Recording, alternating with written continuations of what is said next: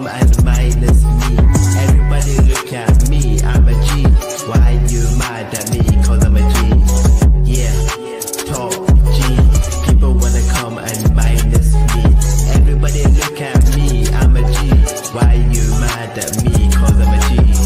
Yeah, top G's only. Too many phony, masculine homies. Females acting like they are holy. Ends up being lonely. No time for games, weightlifting games, betting some flames. Too many names, breaking their chains. Me busy switching lanes. Top G, people wanna come and minus me. Everybody look at me, I'm a G. Why you mad at me? Cause I'm a G. Yeah, top G, people wanna come and minus me. Everybody look at me, I'm a G. Why you mad at me? Cause I'm a G. I'm coming for you, Matt. Get your guns out. Saggy Titch Matt Bar. Me and the Comics Gate Commanders are coming for you. That's all I got. That's good, dude. That was great. Here we go, guys. I guess I am more important than I thought. Isn't that weird? I'm a Trump supporter. Yeah. So that I just, so you guys know what's going on. I'm not a criminal. Legend, absolute legend. Don't you think? You know. And I want to say to Johnny Scab, this is for you. I did do a whole shot, just put a little bit in there. Johnny, thank you for all the work you do in CG. I saw too, yeah, thank you guys. I want to thank Johnny Scab for all the work he does in CG. Standing up to the bullies, being the bully's bully, let's just say, and scaring the shit out of Matt Barr. And I hope you succeed in your mission, Johnny Scab, and hail to you.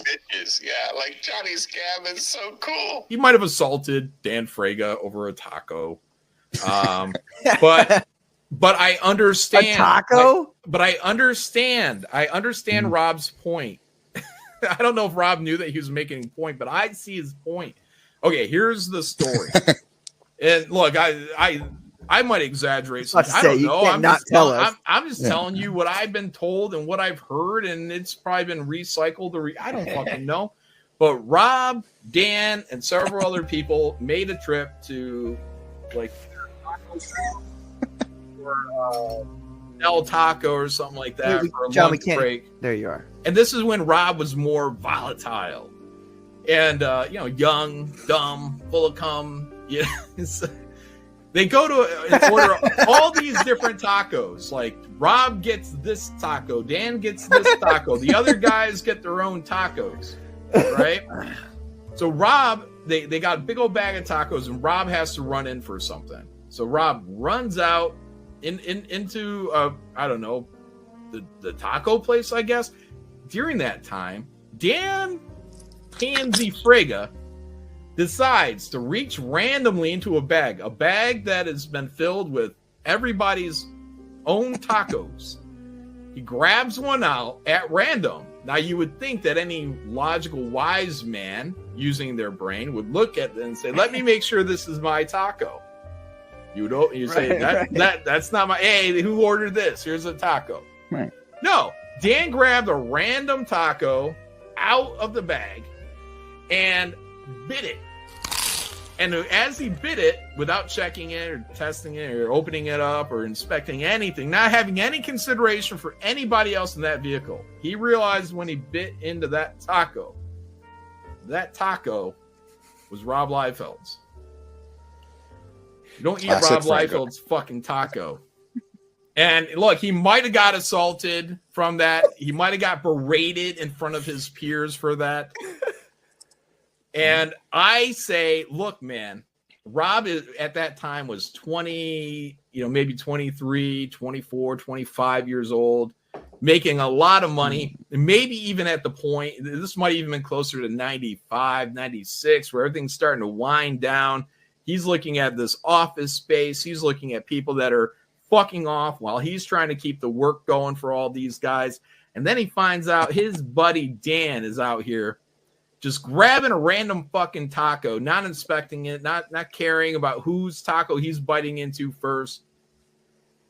And as someone, like I was in the army, went into the army, and I understood that attention to detail matters.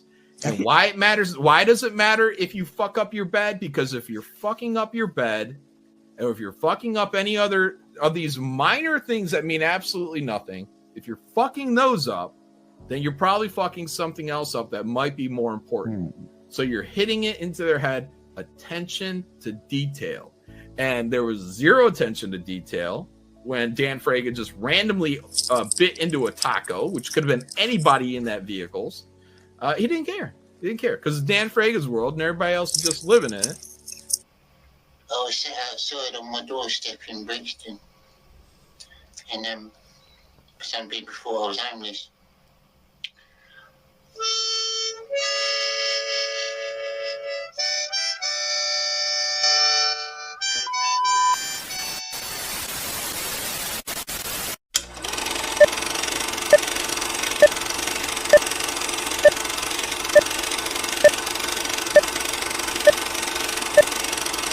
Here's Johnny. Hello, you beautiful lot. How you doing tonight? Johnny Scab, he speaks the truth. Voice for the kids, no excuse. Scab bleeds and strong and loud. Where darkness fits with the crowd.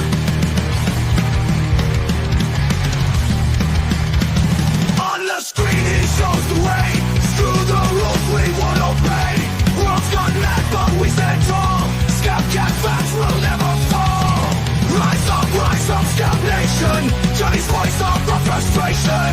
Fuck wokeness, it's a fight. In the chaos we're the light.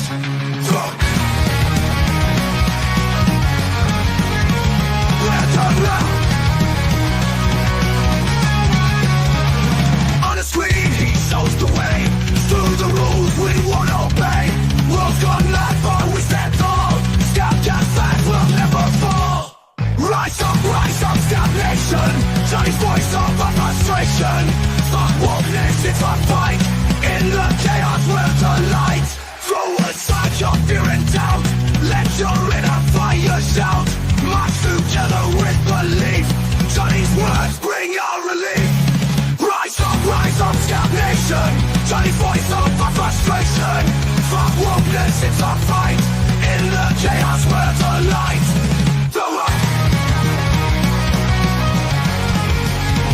We won't break. In Johnny's name we reawake. Scab Cast warriors unite.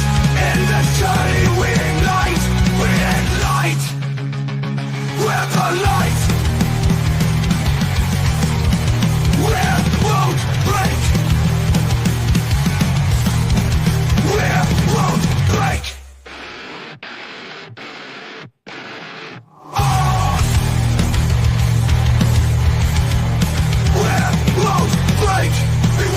We won't break. In Johnny's name we reawake. Scab Cast warriors unite. In this journey we light. Ignite.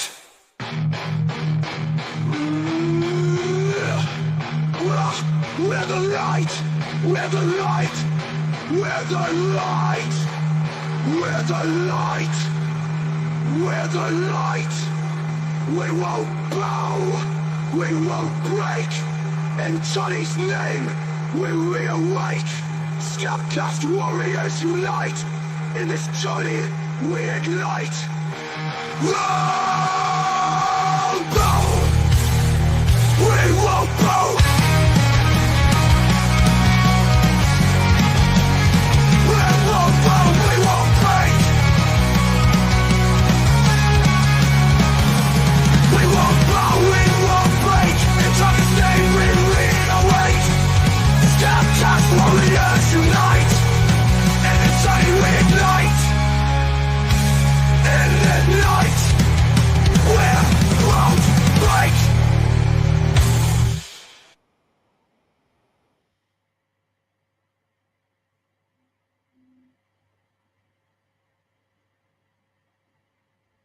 Good evening, you lovely lot. How you doing tonight? Thank you for tuning in. I got a special guest in tonight. I got a few special guests actually. Later on, there might be some more people coming. This one's very special though. He's one of my friends from England. One of my very, very, very close friends. How you doing, Grim Jim? Hello. How's it going? It's my working okay? Am I working on it? You're on helium. Oh, brilliant. It sounds really high. Your microphone. I just remember. It's coming out on my end. It sounds really like high pitched. Yeah, just doing on that Toontown stuff, like Roboting, Travis Perrick says. oh no. Maybe if I turn this off, cancellation. Is that any better? Yeah, I can hear you all right. I can hear you all right, mate. It's all right. In the back, we got another special guest tonight as well. We've got 7 of 9. How you doing, 7? Wow. I am well, thank you. Yeah, my lake. Your lake? Have you got your own lake? That's brilliant. Can you see it? Yeah. There you go. That's mint. Yeah, I can't stay long. I know We're busy. Yeah, no worries. No worries, 7. Thank you for coming in. I thought I'd jot you the link. Yeah. Have you been up to... What's that, Grim? So I was just wondering if there was a lady in the lake dishing out armories for them. No lady in the lake. We can always upgrade, it's fine. It's alright. We'll be ready. What have you been up to a lot lately then, 7? You're just working hard? Yeah, just same old, same old. You know, bugging the right people on the internet, I guess. Yeah, I like your style, 7. Yeah, I we're don't know getting. sometimes if you're trolling or not. Oh, I might be, might not be. We got a really bad storm here at the minute in the UK. It's called Storm Bernie, I think, or Ernie. Storm Bert, that was it. We come up with the worst names for storms, honestly. Storm Bird. Is that what we're calling this one? Okay. Yeah. Alright. Jim, you sound horrible. Do I? Oh, I don't know how to change this, sorry. Mm-hmm. He comes through like a robot munchkin. Yeah, on helium. You sound like this, Jim. Have you tried going on your settings on StreamYard, Jim, and changing your microphone? Yeah, I'll have a look. Sounds like So Starscream. what did you think of those awards lately then, 7? I saw you voted on some of them, didn't you? The award. Yeah, I voted like how I wanted to. I voted for Lord Raptor Jesus as most entertaining. Even on Ethan's stream, I told him I'll vote for who I want, you know. But it's a popularity contest, the most popular one. And I don't know if you saw that Comicsgate is Comics Great clip from last year. I think it was on a post-Kang show. John Malin, Ethan Van Sciver, Jay Bama, and I were discussing strategy on how John could win this year. Right. No, I haven't watched that. I have to look at it. Let me see if I can find So it. basically, so the Masons of CG got together and made a plan. That's right, Brilliant. the Illuminati. Mm-hmm. I find people got like really outraged about it. It was only a joke, wasn't it? It wasn't like... Yeah, it's just another reason to be mad at somebody, I guess. I do like being that. Is this any better? Am I still start screen? Yeah, You sound sound like you shit. still sound... Yeah. I can hear what you're saying. I can hear what you're saying, but it's very squeaky. It's like you're underwater.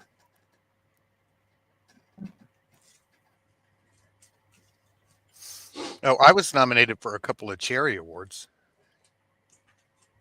What are Cherry Awards? You know, Midnight Cherry TV. I'm not. I was I'm not nominated for sure, biggest. Kevin. That doesn't ring I a was bell. It's okay. I was nominated for biggest simp and worst Lord Rap Jesus guest. Oh right. I lost both of them. Well, you can't be the worst Raptor Jesus guest. I mean, have you seen some of the people he gets on there? Yeah, I've been on there. Exactly. So you're not the worst. I've seen plenty of shitter guests.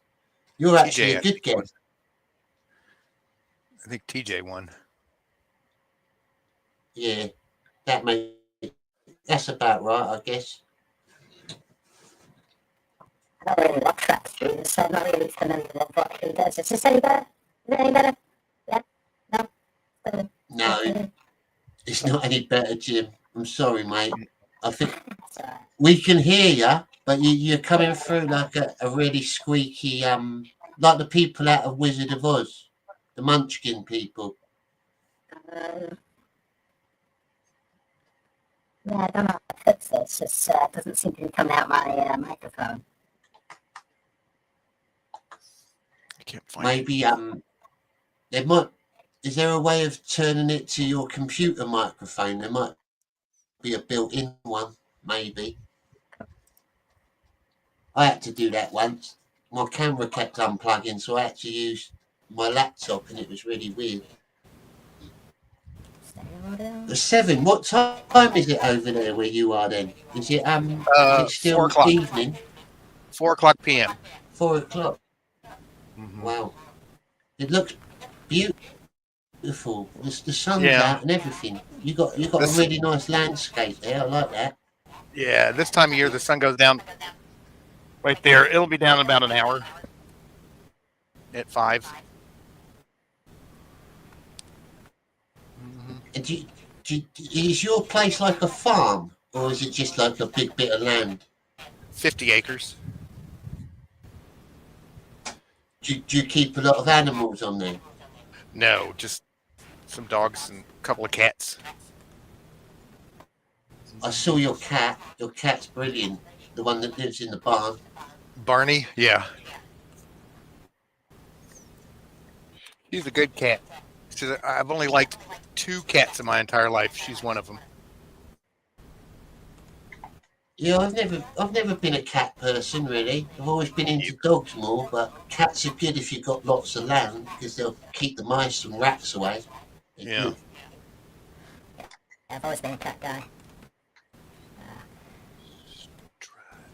Have you got any pets, Jim? Do you collect animals? I've got a little cat called Merlin right now.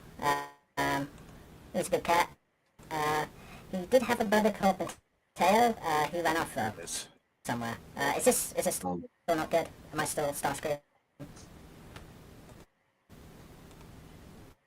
Yeah, all I've got is a dog at the minute, and he's an annoying fucker. He's a little Jack Russell, and he just runs around all the time. He's got unlimited energy. Here we go. We got Storm Bert hitting the UK, ladies and gentlemen. Pontypridd was only under a yellow weather warning, but Storm Bert dumped more than 80% of November's expected rainfall in less than 48 hours, surpassing the record set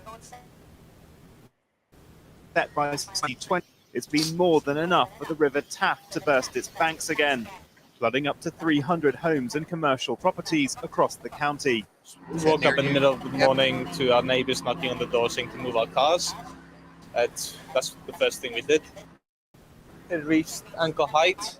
I was a bit surprised, all of us, because we all saw it, and then only halfway through evacuating, that's when it actually came. We had a yellow warning yesterday when I was in work, and then I never heard nothing. It's mad when we get floods over here. I don't know how you do it in America, but we name them after basic people. We'll have Storm Mavis and Storm Terry and things like that. We just name hurricanes. I think in America you have. Yeah, you name hurricanes. We name like really big storms over here because we're not used to that. Like, that's a big thing to us, having a big storm. Well, weird, isn't it? We've got such a big country. There's big storms all over the place. We'd run out of names. Yeah, true. Very true. I guess we're just like a state compared to you. Yeah, we have states bigger than your country. This morning. Yeah. Screaming. I just managed to move the one car for that one. I think that's going to be a scrappy job. A major incident has been declared across South Wales, with standing water, fallen trees and landslips closing a number of roads. A footbridge being reconstructed after Storm Dennis was even washed away. Coupled with the melting snow, rising river levels have resulted in more than 100 flood warnings across the nation. Council leaders are alarmed they weren't given stronger warnings. The Flood Forecasting Centre. Yeah, so it's pretty bad. It's pretty bad at the minute. We get it every year though. We always get something weird. Oh, Seven, you brought something up. I'll bring that up now. I don't know if I have it queued to the right place, but that's all right, mate. Carry on. Oh, EBS July breakup. Does anybody know who that guy is? Okay, this is in 2023. What? No, he was just a drunk on the street. Yeah. You had to find out like this. Let me see if I can find a part. Oh, the guy who got drawn on, yeah.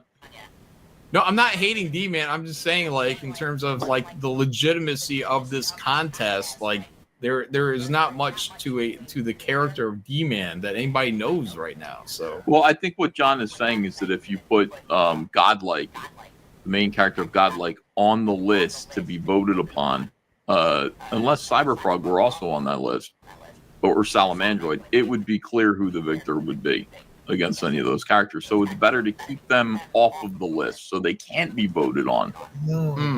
That would be important so that they can't win. And you don't want to have the same people winning all the time, John. You know what I mean? That could be some of the thought process there. passionate now, keep the peace. Oh, this is it. Wait till next year. And strip. You guys win by default. Okay. You're saying we should show mercy. Humbleness. Of course, it's I their think if you got ahead of the nominations next year, John, you could drum up support like you did with Drawn and Quartered. So I see what you're saying. You're saying go in here next year, embarrass everyone in every category. No mercy. Right. Because it doesn't look like you're nominated. Be compassionate now, keep the peace, wait till next year. And strike. Forces of evil. All right. Forces of evil. Most memorable moment. All right, so that was last year. We were strategizing on how John could win in 2024.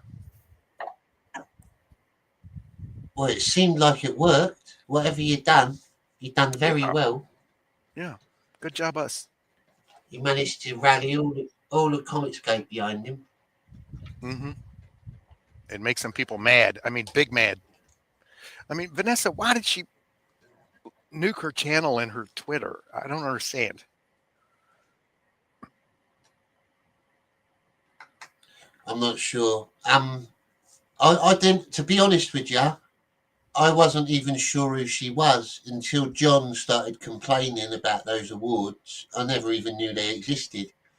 Because as you know, I only came into Comicsgate just under a year ago, so I don't know all the ins and outs. I'm still learning. Mm-hmm. Me too. I've only been here since 2018. I'm still learning.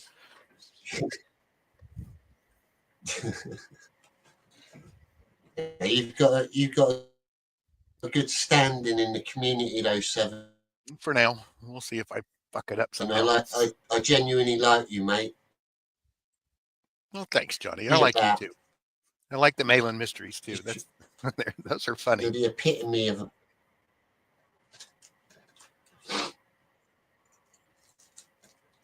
All right, Yeah, I gotta go. I've had you in Maiden Mysteries. Yeah, I know. Ethan's pimp hand. Isn't that right? Yeah. All right. I've got to. You were one of Ethan's top pimps, and now you're Yeah. like, all right, mate. No All worries. right, I Thank gotta you go. for coming in, Seven. Peace. See y'all later. Lovely leg. Thank you. Later on, mate. Still broken. Yeah, it's all right. It's all right, Jim. I'm used to your voice now. I'm used to you sounding like a dwarf. Well, that's unfortunate. Oh well. Maybe it's just my normal voice, and it's just how I sound. What have you been up to lately? Have you been up to anything interesting? Unfortunately, not just working and watching these crazy guys either mess up our country, fix America, or the award show was crazy. So she's gone. She like completely deleted her channel. I didn't want that to happen. Like I don't think Vanessa should have like deleted her whole channel. Like, Yeah, I think she got rid of her YouTube and her X account. oh, that's a shame. It's like, I we think didn't some bully her. She did that herself. Like, that's not our fault. Like, she did that. Yeah. You know? Some people just can't handle it, can they? They come out like giving it all out, and then the minute they get some bad criticism, it scares them off. It's it's a shame, you know, because am I using Shane's voice effect? Maybe, yeah.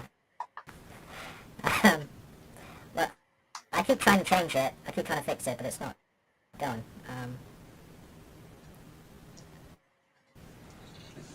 Virtual background. Sorry. You do a bit of drawing as well, don't you, Grim? I dabble.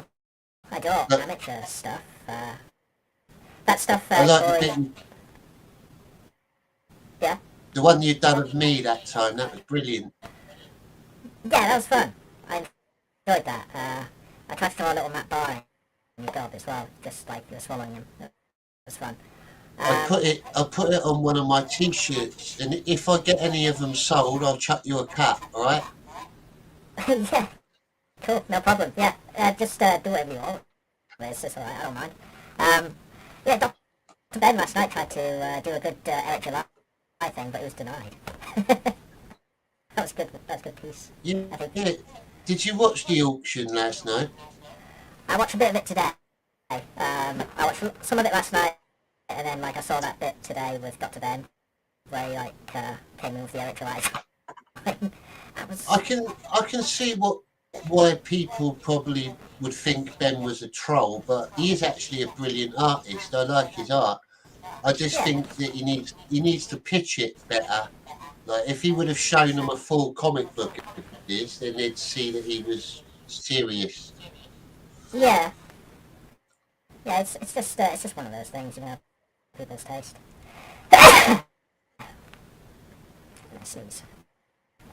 Okay, so I don't know how I can fix this background, how I can fix this mic. Sorry, I've like tried all the settings now on StreamYard, so I don't know what's going on with it. It's all right, mate. Don't worry about it. We can still understand you. I think that the audience will forgive you.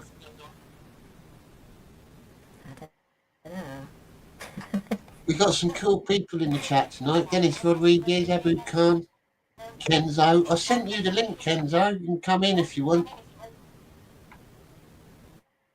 The link, people, is also in the chat. It's pinned at the top of the chat if anyone wants to come in. Right, what's this? Dennis Rodriguez. The first piece Ethan sold Friday night, was that? Yeah. Oh, you're on about the one with all the superheroes, isn't you? That was a good picture.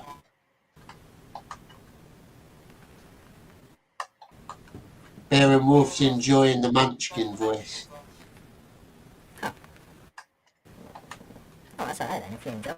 You might have to change that to your normal voice now, Jim. It's more popular. Yeah, alright. Just I only get made fun of with my streaming buddy as well for being a tiny person, so now I've got the tiny voice to go with the tiny persona. Right. That's fine. Yes, great, wait. Just piling on the things here. Yeah, there's no saying here that fixes this voice. My camera voice? Change it to the camera voice? That's no good.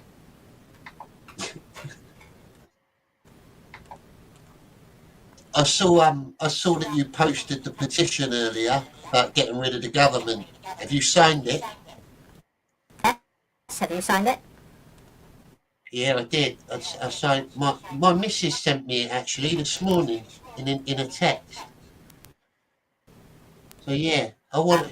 I think if it gets to 100,000, that's when it goes through, isn't it? That's when they got to look at it. Yeah, it's currently there's a whole channel of it live right now. It's live, Starmer petition, comment, party. There's a whole party channel of it right now to get Starmer fired. And we're currently at 1,675,000 signatures. Anyone in the chat, if you want to come in, if any Americans want to come in and hack our petition, then come and sign it for us, all right? Get Keir Starmer out. We need our communist government out. Yeah, we've only had it for a couple of months, but fuck that. Old wifey's face, Keir. Yeah.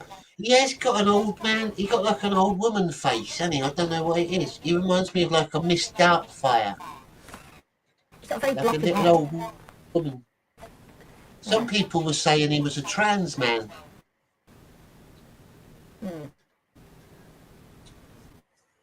It's very square, very blocky, like a 2x4 with facial features. I don't like it.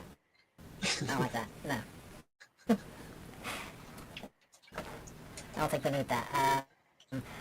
Yeah, and his plans, like the farmers are pissed, everybody's pissed. Like, even the libs are pissed at him because of the black crop shit that he's like kowtowing for. It's just completely a wet pussy. It's not good. Yeah. I find it mad how he was like before Trump got in, they were all bad mouthing him, saying, "Oh, he's racist, he's horrible." And then when he becomes president elect, they're all ass licking him. Yeah. Like Biden suddenly changes too. Like, and now they all think like he's on our side. I think it's just because they've got something else up their sleeves and stuff. They've got like one more thing they're gonna try to like get Trump out. Like, oh no, that election doesn't count because Trump's who's on these charges or what have you. Like, they're still trying to lawfare shit. Yeah. And what part of England are you in, Jim? I'm from northeast. I'm originally from North Yorkshire, but I'm in nice. Teesside right now. From northeast, I am a nuclear target. Yeah. I'm just relaxing right now in my boss's place in Pandemonium at the moment. It's the first city he built. I think he copied Rome, but don't tell that to the boss, okay? But yeah, it's nice, you know, it's warm. Yeah, it's alright. Yeah, I like Yorkshire. I've visited Yorkshire quite a lot. It's beautiful up there. Lovely countryside. Yeah, we got the we got the White Horse. It's kind of what Rohan is based on, guys, you know, and the Moors, I guess, is Mordor, maybe. I don't know. Yeah. Yeah, definitely the White Horse is Rohan, though, that area. If you guys like Lord of the Rings. Basically, it's like all these hills, and there's like a huge, like, 70-foot prehistoric white horse on the hills that's been there since the Stone Age, which is nice. Right. Dennis Rodriguez gifted 1 Johnny Scab membership. Thank you, Dennis. Funnily enough, I've been filming something this week for members only. I'm trying to update my members only content. because I've been neglecting you.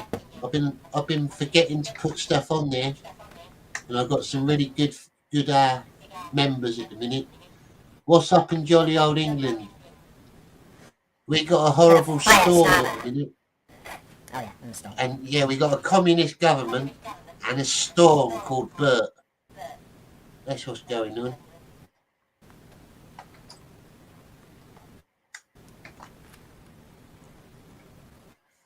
Yeah, I'm surprised. Have you always been anti-Labour then, Jim, or are you actually a Labour supporter that doesn't like Starmer? No, throughout the course of my life, I have voted Labour, I have voted Lib Dem, I have voted Conservative. I've gone all the way through, and yeah, every single party I vote for is just trash. We need reform. I'm actively supporting reform right now. Yeah, there's just something in these. I've done the same. I think. Like, yeah.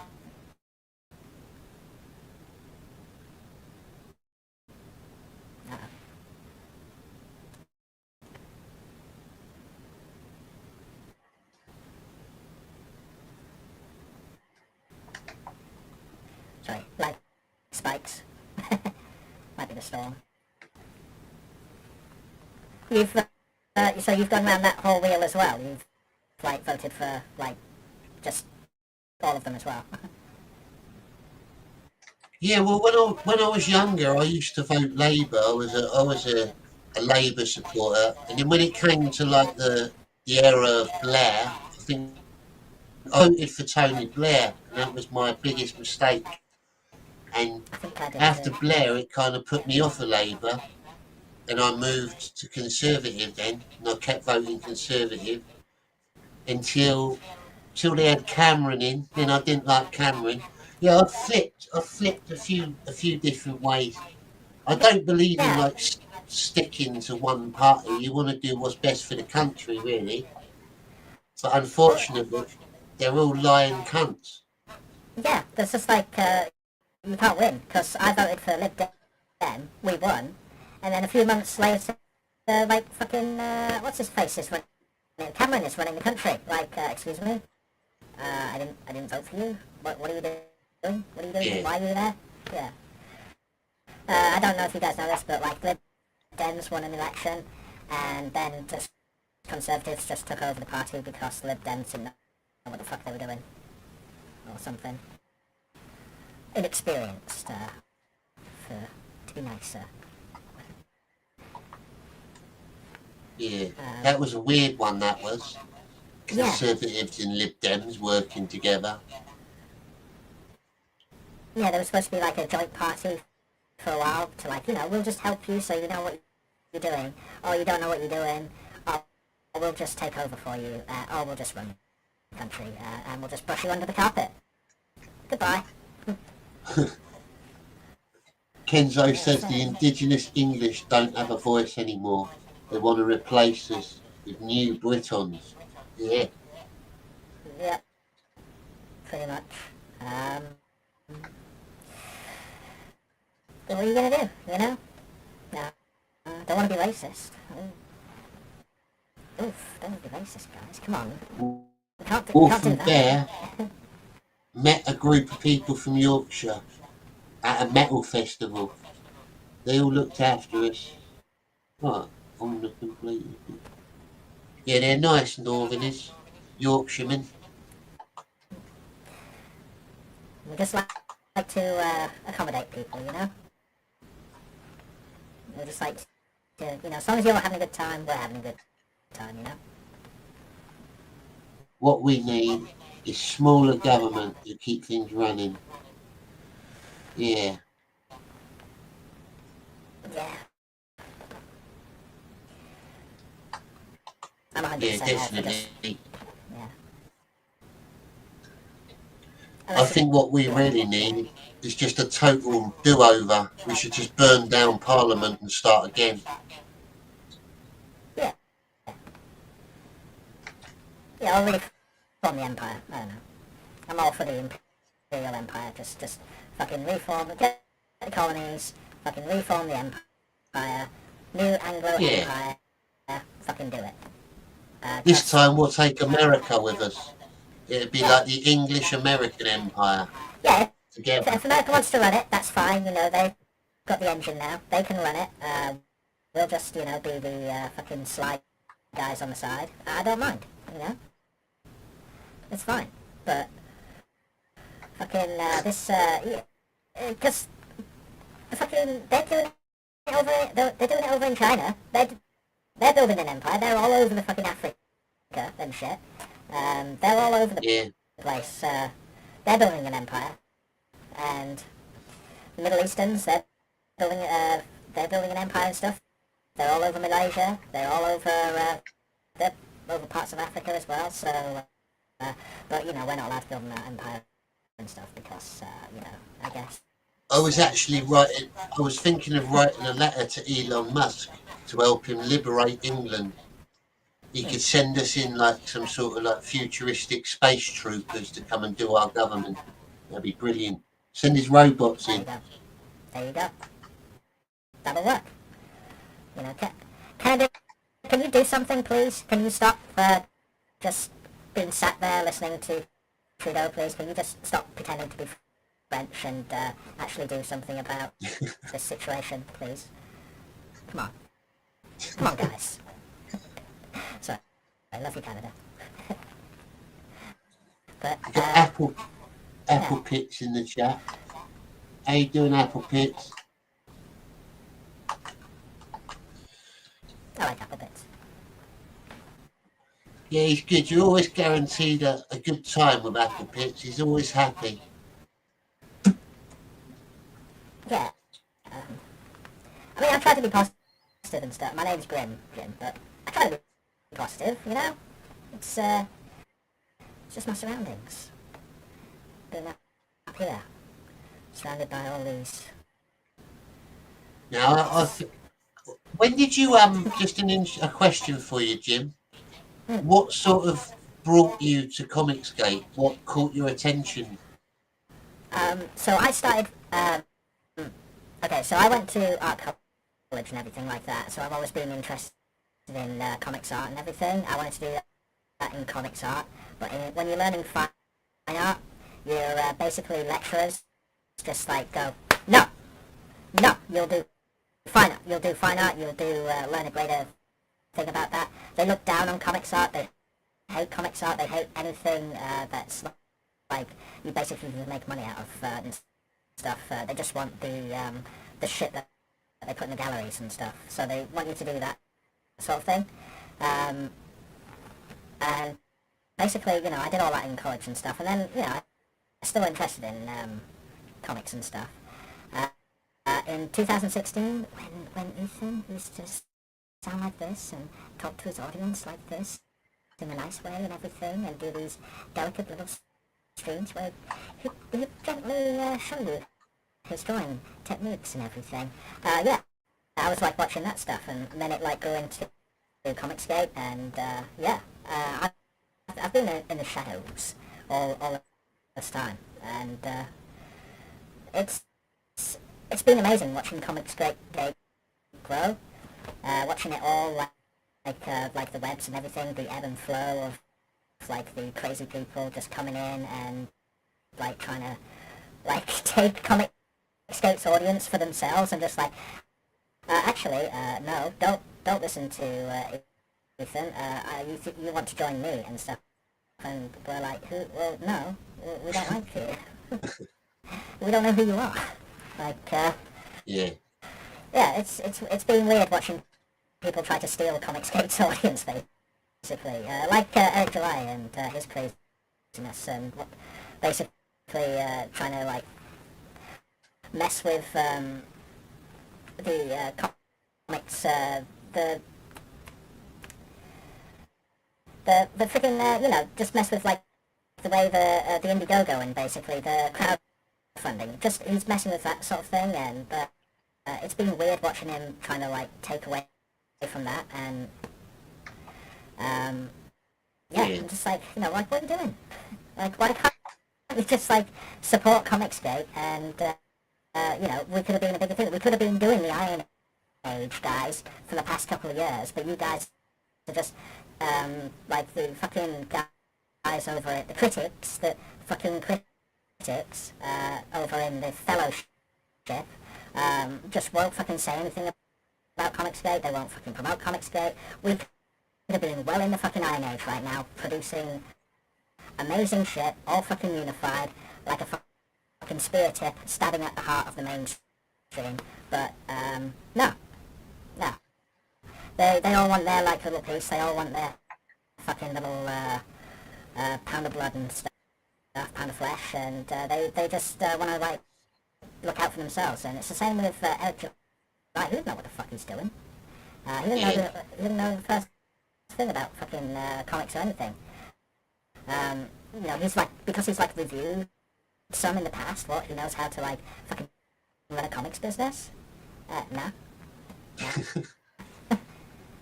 Yeah, I think with Eric July, he tried coming into Comicsgate thinking, yeah, I'm just going to get all their backers and then fuck off. And he kind of he just tricked them, didn't he? He was kind of getting them to support him, thinking that he was part of Comicsgate. And then when he got what he wanted, he's like, fuck you lot, I'll make my own company now. Yeah, it's been a constant, like we're just gonna sap all your, like, audience and stuff, and we're gonna make fun of the way you guys do your business, like, make fun of crowdfunding, make fun of Indiegogo and all of that shit, and then we're gonna, like, make fun of, like, the way, like, you guys are, just, like the way you do business, like, everything. Like, oh, your comics are taking too long, guys. Your comics are taking too long, but that's supposed to be the fucking thing with crowdfunding. The luxury of funding a comic to the fullest of its fucking potential, you know?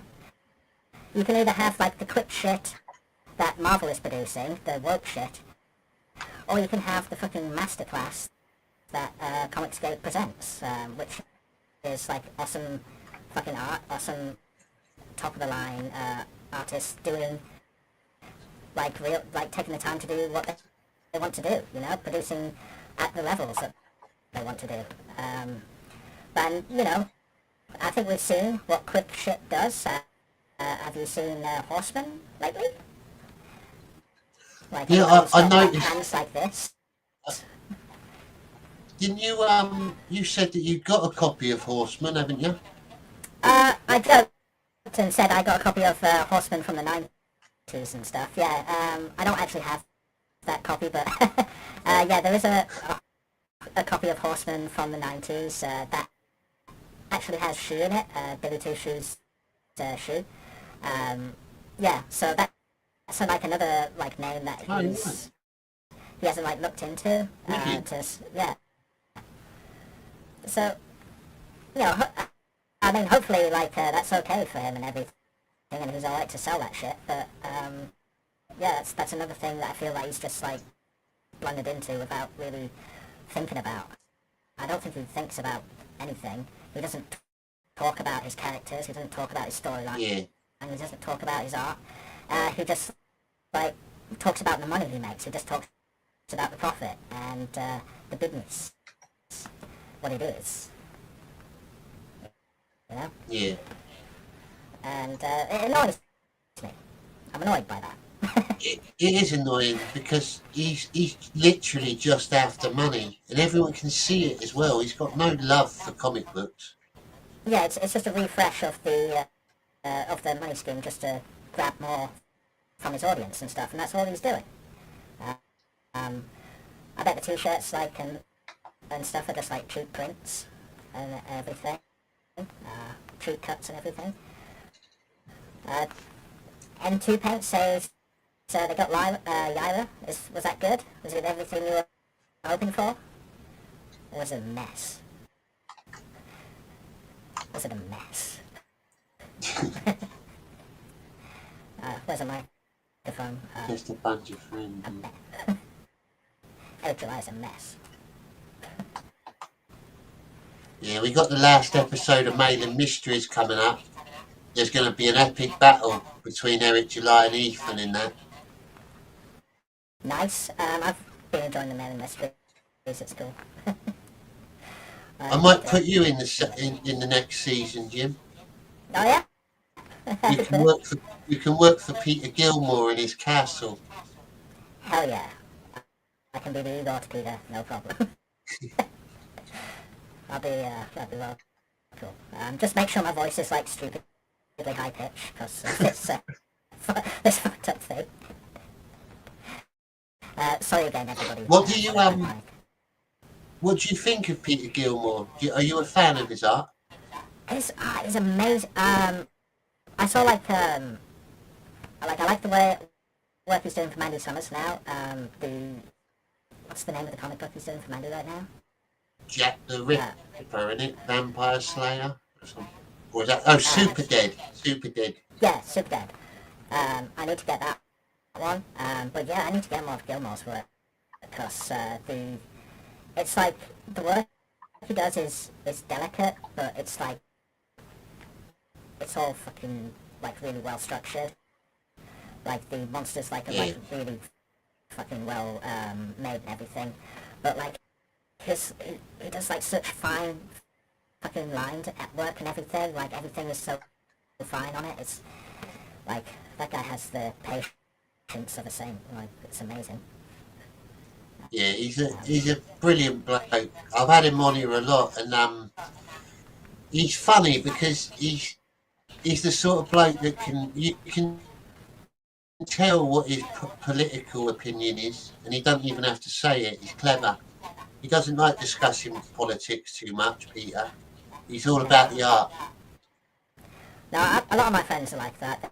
They just don't want to talk about any of it. They just want to play games. They just want to like live their life. They don't want to talk about politics. They don't want to mention politics. So I don't talk about politics on like I do daft gaming streams with my friend Cedro, who's from Canada. He doesn't want to talk about any of that shit. And that's fair enough. And we don't talk about any of that shit.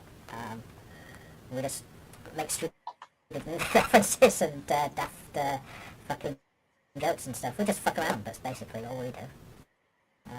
And you don't you do gaming streams on your channel sometimes? Yeah, we do every Saturday. We do Warhammer. We play like a little bit of the Warhammer 3 Total War. And we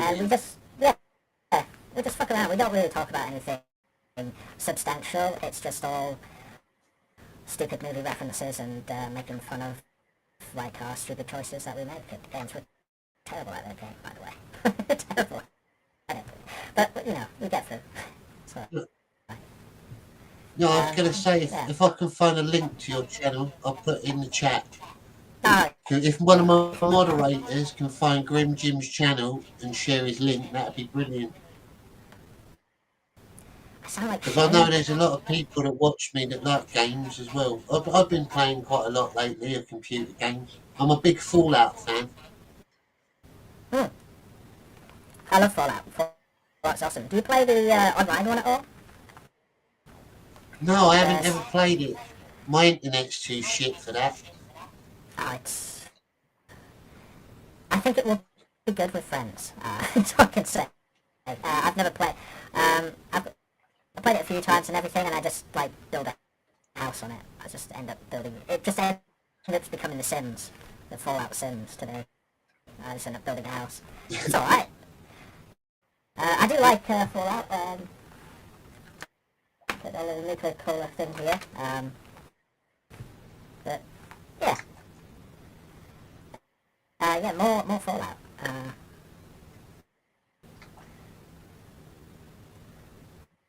They're saying you got a Woden shot for us, Jim. Your shot, Woden shot. I'm sorry guys, I can't fix the Streamlabs thing. I don't know what's going on with it. I don't know why I sound like this. But it's just the way it is. Yeah, ladies and gentlemen, anyone tuning in, Grim Jim is having technical difficulties with his microphone, so you're going to have to put up with the Munchkin voice. For real. I'm interested to know how it sounds. if Keir tries to coil up any of us, there is. I think the people, even a lot of Labour voters, are fed up of him now, aren't they? They voted him in and think that, oh God, what have we done? He's Well, yeah, disgusting. He's basically poking Russia like, come on, nuke us. Come on, what are you going to do? Nuke us? And it's like, yes, he's going to nuke us. Yeah. Like they're talking about in Russia how it's going to take 3 nukes to just basically decimate Britain. They're bragging about it. They can't wait. So, yeah, nuclear annihilation. That's fun, right? We'll fall out then. I can't wait to be a ghoul, guys. I think we make it. I just don't get what his appeal was. Like, if you were a proper Labour voter, then Keir Starmer's like everything you shouldn't vote for. He's like a pretend Labour minister. He was basically a Conservative in Labour colours, really. Like Tony Blair. Tony Blair was the same. New Labour. Well, as far as I know, they're trying to pull him all. As far as I know, he basically bullied his way in, bullied out all of the old daft people out of it, and then basically the Labour people, the Conservative had been doing such trash for like 14 years that nobody decided to vote, just nobody did a vote. And that's because, so 80% of the country didn't vote, 20% voted for Labour, and that's why he's here. So, it's really the lowest of the low leading us right now. It's unfortunate. Have you, did you see my Matt Barr drawing competition, Jim? No. I didn't know you did that. I would have joined in. Damn. On my Twitter, I've got an open competition. It ends on New Year's Eve. If you want to draw a picture of Matt Barr, there's a prize, and I'm gonna present them all on New Year. I'm in it. I'm in it to win it. I'm on it like a carb on it. And that goes for all of you in the chat as well. Get on it. Even if you're an artist or not, I want your best rendition of Matt Barr. There is actually a prize to be won, so get on it. It's good. Yeah. Hell yeah, do that. I'm still planning to draw. Oh my god. And if you look in the little ticker at the bottom of the screen, there's an email address for you to send it into. It's johnnyscabofficialartworks@gmail.com. Yeah. I'm trying to get as many people to enter as I can, because I want to see everyone's view on him, like their take on him. It'd be interesting. Repairman, it doesn't matter. Repairman Jack, it doesn't really matter. It doesn't matter if you don't know how to draw, just a rendition of him. I mean, yeah, exactly. I don't mind if you're an artist or not. I mean, I'm not a proper artist. I just draw what I like. Repairman Jack could be the next Cecil. Yeah. As long as you know that it's meant to be him, that's all that matters. A lot of people are saying that. They're saying my artwork's like Cecil's. I've not seen much of Cecil's artwork. It's beautiful. It's amazing. It's hot. Maybe that's why Dr. Ben was seen as a bit of a troll as well, because he's very close to Cecil. A lot of people are saying, like the way he draws. Yeah, it's Dr. Ben. Like, does he make comics and stuff? Like, what does he do? Like, I don't know much about Dr. Ben. Dr. Ben, yeah, he makes comics, but he's very European style, I guess, like Viz or something like that. You know Viz, don't you? Yeah, I know Viz, yeah. His artwork's very much like that, and I don't think a lot of Americans get it. Like they're used to clean comic book artwork, and his is very raw and sort of. Yeah, I like his art personally. Yeah, they're all like, Marvel, DC guys and stuff, and Viz is very much cool, blue, and having fun. Yeah. But Ben's actually got a campaign out at the minute. I'm surprised they haven't been promoting it much, but he's he's doing he's doing a comic book, and if you back it, you get like an extra one, like a manga that he drew. It's quite good. But he's the interesting thing about Ben that a lot of people in Comicsgate don't realise is that he's actually the survivor of a satanic ritual. He was lured into a satanic cult when he was younger, and they were going to try and kill him. And that's what his comic book's based on. It's quite interesting. That's cool. I've been asked to join 3 satanic cults in my younger years. But yeah, he was telling us his story, and one of his friends actually got murdered, and he escaped before they could kill him. So it was a bit like a horror film. Very interesting.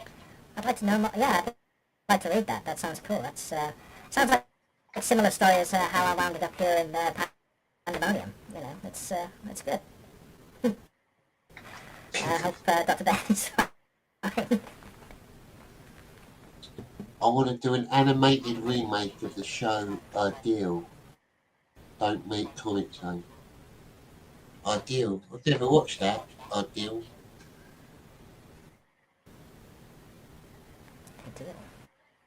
I don't think I've seen that one. I have to look that up. Kenzo, come in. I sent you the link.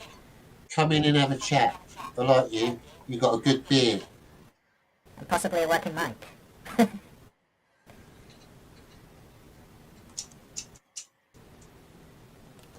Yeah, I don't know if you're free on December the 1st, Grim Jim, but it's my birthday on December the 1st. I'm having a birthday live stream. Ooh, December, baby. You're welcome to come on if you want. Have a look.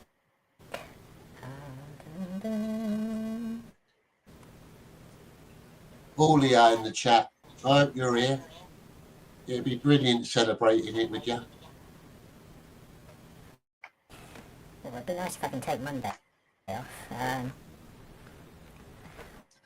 They are trying to force us, I am trying to work out the last of my hours to get off from work right now.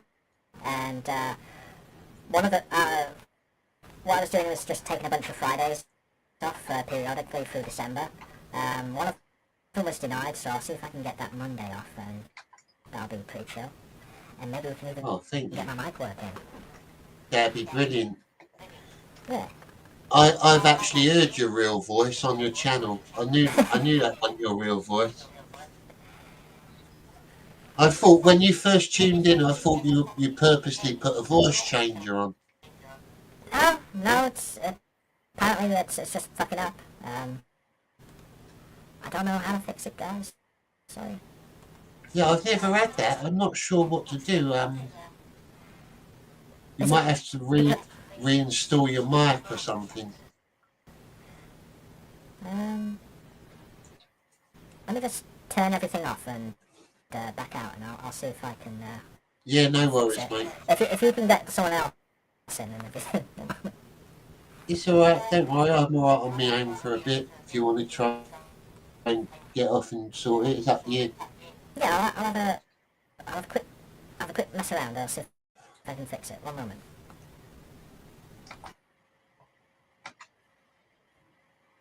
Right, ladies and gentlemen, Grim is just gone to try and sort his microphone. He's a really nice bloke, Grim Jim. He's always supported me, always helped me out on my channel. And I've got a few very good close English or British supporters. I've got my Irish friends, Kenzo, Commie Mark. I did invite Commie Mark on tonight, but I think he's probably busy planning a revolution. He's an odd man, Commie Mark. He travels around to all these little despot countries, trying to get involved in coups and stuff like that. That's how I imagine him anyway. I'd like to meet him in Kenzo. I was talking about to Peter Gilmore about it, having like a British CG meetup. He said they've had it before. And they met a few people like before. I said, we got to get a new one going. It'd be brilliant. You'd be up for that, wouldn't you, Kenzo? You'd come to a meetup, wouldn't you? Have a few brews with your old mate John.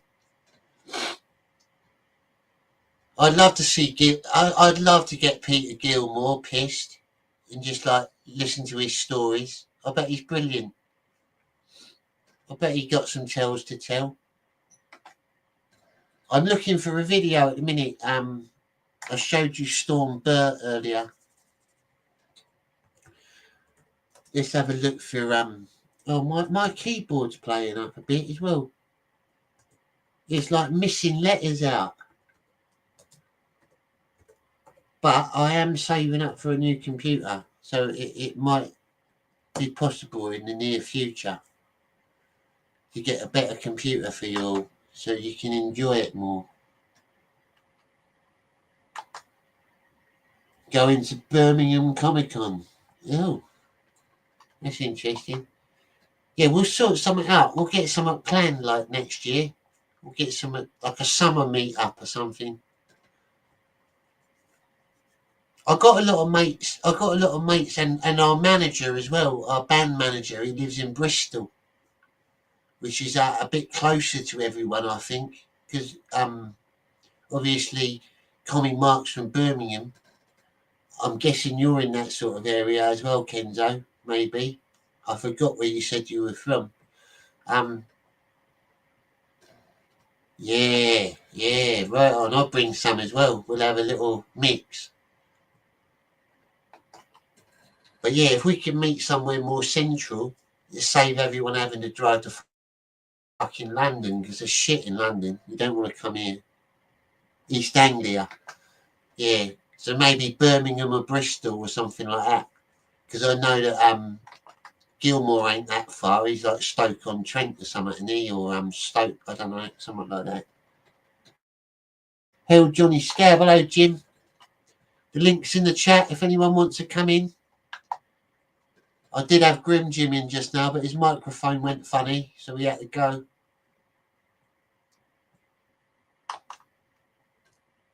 He's another good man. Jim tells you, he's always supported me. Oh, I've got my Peruvian brother here. Hello, Dennis. How are you doing tonight, my friend? Good evening. Great, thank you. How are you? I'm good, mate. I'm very good. I think excellent. When we have the I want to meet you one day as well, Dennis. When you come to England, if you come to England I'm thinking, yeah. I was saying I'm going to try and plan. Yeah, maybe next year we could plan a meet-up, and I'll get Peter Gilmore to come as well, and you can meet some of them. Yeah, that would be cool. Somewhere up north. Yeah, like central England. We'll go somewhere like where everyone can get to. Oh, that sounds good.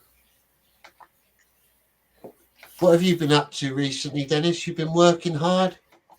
Yeah, I've been full of work these days. I managed to check the auctions from Friday and yesterday. So they are there. That Ethan auctions, CG auctions, are pretty good.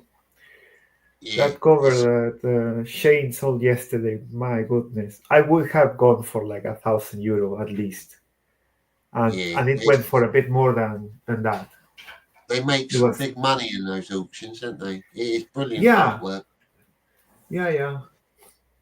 There's also this guy, Peruvian as well, and he's also Rodriguez, Elliot. He was featured in the auctions before. He was in that auction when Matt Barr was drawing this Teenage Mutant Ninja Turtle, and everybody was telling him, that ankle's too thin, come on, that ankle's too thin.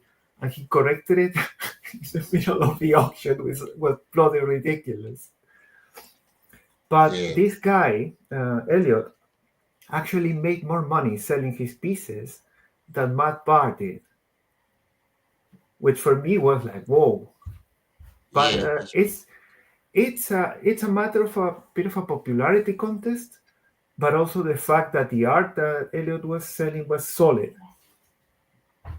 I mean, Yeah. it's not like super detailed, but he has a really good notions of shadowing, and his compositions are nice to the eye.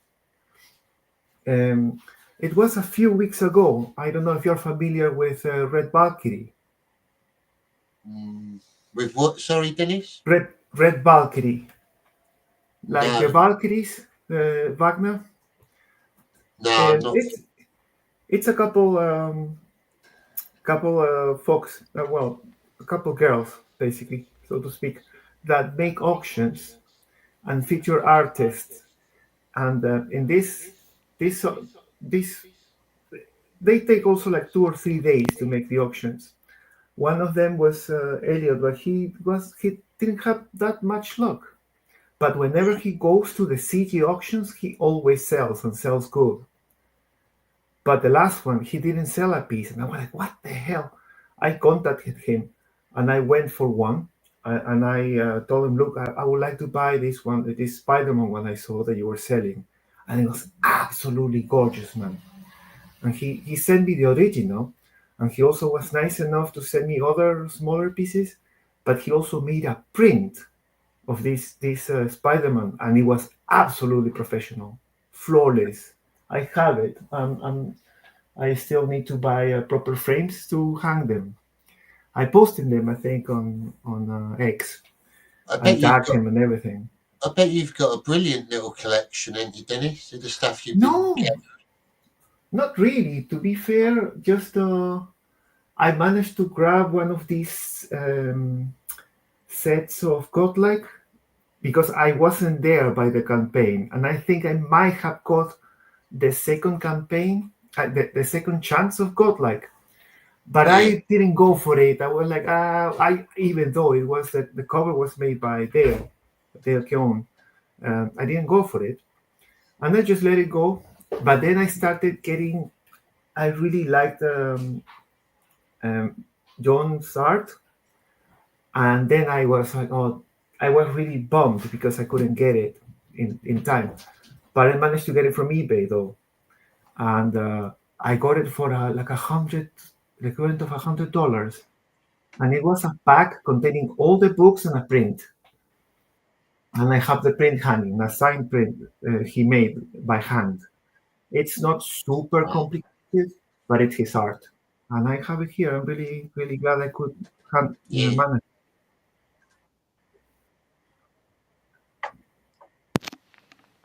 I'd like to try and sell art eventually, but I do different art. See, I'm not a comic book artist. I do like canvases and stuff. I think you're echoing. We are echoing because of Graham Jim. Okay. Oh yeah, it's probably through you. Yeah, probably. Is your microphone sorted out now, Jim? I don't know. Do I sound any better? Yeah, you're normal again now. That's perfect. Ah, thank God for that. Let me just reduce the background noise and everything, and yeah, there you go. Oh, great. Cedral's shouting at me now. Sorry, Cedral. I don't know if you can see it very well. Ooh. This is I've been working on. I'm using paint and wax on this. I'm actually using wax. Well. Oh yeah, I see the figure. Okay. That looks pretty funky. Cool. Looks cool. I've got quite a few, but I'm like a perfectionist, so I don't know when to finish them. I always go back and add little bits, and it's like sometimes I just got to stop and say, yeah, that's it, that's enough. So otherwise I'll just keep painting it forever. Black cats. No, they're like little demons. I suppose they do look like cats a little bit. They're like little devil people.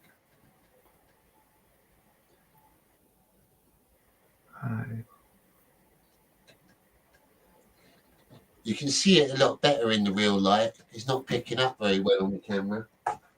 It's quite a dark piece anyway. Have you so Jim, have you got any Comicsgate art at all or anything like related to it? I messed around with the mail-in thing. I did a stupid mailing. Mail-in did the competition for the not godlike graveyard shift for Halloween. I did a thing for that, but it was I didn't have enough time to sort it out, so it was like very amateurish, very very shite. It was a bit shite, to be honest. Yeah, we all think that of our own art. Like some of my stuff, I think, oh, it's bollocks, and then I'll show my mates, like, and they'll say, "That's actually really good, John. You got to market it to the right people." Art is subjective, isn't it? There's always someone out there that like what you've done. Oh, but these guys were they were like delivering stuff like they'd been drawing for Marvel and DC and everything, and like my shit was just like a little daft fan art shit. I know my shit's like fan arty and stuff. I don't mind though. I enjoy the drawing. I enjoy the process of it, and I think that's what counts. You just got to enjoy doing what you're doing and everything, and you can't think about other people's art too much, otherwise it It's gets in your head. interesting that you studied fine art. My missus has got a degree in fine art, and I pick up lots of stuff from her. Like I learn a lot about art. I don't know. I can see a painting and I'll go like, "What style of painting is that?" And they'll know exactly what it is and the way it was painted or printed and all that. It's clever stuff. Yeah, it's good. I did a lot of art history contextual, which is basically learning history through paintings, through art, and you learn like you learn how civilization proceeds and stuff. You learn how we learn how to do perspective and everything, and you just scenes on like how civilization was back in there, because they're like the paintings are like little photographs of what we were doing back then, and what we decided to paint was usually painting people being flayed alive and in the middle of a town square. Yeah, we liked things that were exciting, didn't we? Yeah. Attract people's attention. It's very nice. Yeah, that did attract people's attention, all right. Yeah. Well, these guys flaying people alive. Don't do that. Don't whatever that guy did. Don't do that. Yeah. But look at the perspective. Oh, you could really look at the square and everything. That's a really well structured square. The center of it's fucked up though, but I really like the buildings and everything. Did you learn about rock art and the X-ray style? No. Like caveman art. Oh, you see like a little bit of man's ambitions, like basically you learn what was important to them, which is hunting, food, providing food and everything, and but I didn't learn anything about the cool shit, about the what they call the Abenashki or crazy conspiracy theory stuff or anything like that. Yeah. But yeah, it's and my history contextual teacher Josie Bland, she was kind of based as well, because she taught us all about like what the shit was going on about the in the Russian Revolution and everything, about them like just canceling all of the artists that set all of the Russian Revolution. So you've got all these commie artists like, oh yeah, we're gonna do all of this shit. I'm making all of this art for this commie revolution stuff, and then after the commie revolution, they all got fucking blacklisted and just like had to just get other jobs or just live in the back of society and stuff. Like they just completely fucked them over, which is why their train stations look all amazing and everything, because that's where all the artists went. They went into labor jobs and everything, and that's where they found the freedom to create. It's not because like they're like, the lie is like they made these train stations amazing and stuff for the people and everything, because the people deserve a palace. The people deserve like this Yes. beautiful palace and everything, and it's like it's beautiful, and it's like no, it's just like all the artists are here, and this is where they're free to express themselves. Yeah, Oh, so lads, we've got everyone's favourite hippie in the green room. Yeah. Here he is, my brother. All right. There he is. How you doing, Happy Bits? Hold on one second. There's a mic issue. I gotta see something.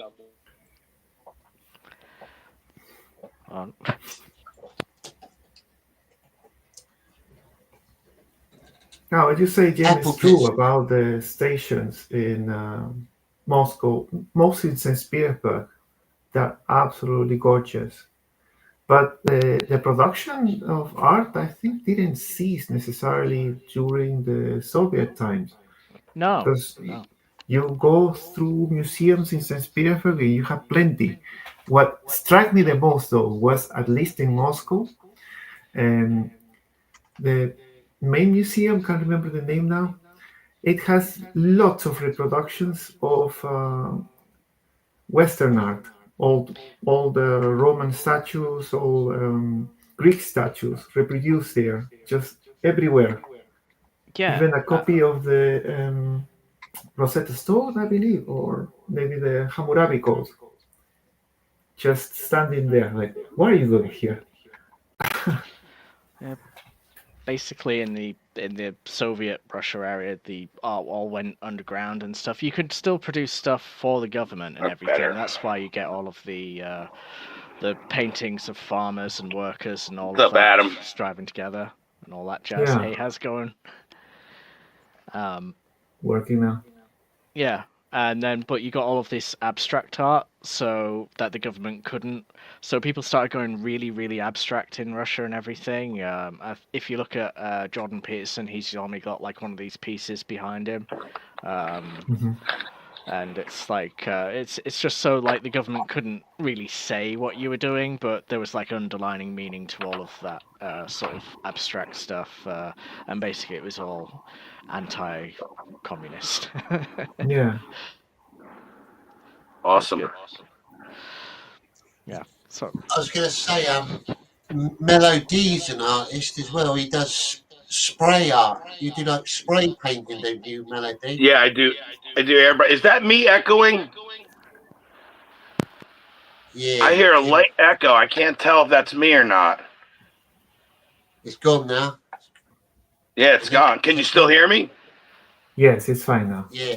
All right. Like here, I do landscapes as well. Like here's one of my landscapes that I did. I don't know if you could see that. Hang on, I'll put you up on 2 seconds. I'll try and put it up. There you are.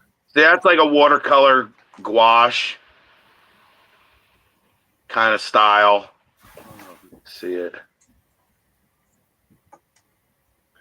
I've done all kinds of different things over the years. I have another one. Wait a minute. I stuff around the house. I've done sculpture as well. You do sculptures? I've done sculpture, not full time. Here, like I'll show you. Like right there's a piece that I did watercolor. Well, that's lovely. I like that. Yeah, that's actually really good, mate. That's realistic. So that here's like just messing around. That was like a Batman thing. I mean, I did that was just like testing an airbrush. Here's one of the here's sculptures I did. That Spider-Man I did, the Batman, and the Superman, which I was like midway through. I started making. I put hats over it and airbrushed with. That's why I didn't like the way that one turned out. And I did this little Shazam thing. It's just Melody with your Superman sculpt. Yeah. You should turn him into Hitler. He's got a good shaped head for Hitler. You should give him a little. That's a T-shirt I did for an old band I had. I'm trying to think what else I have around here.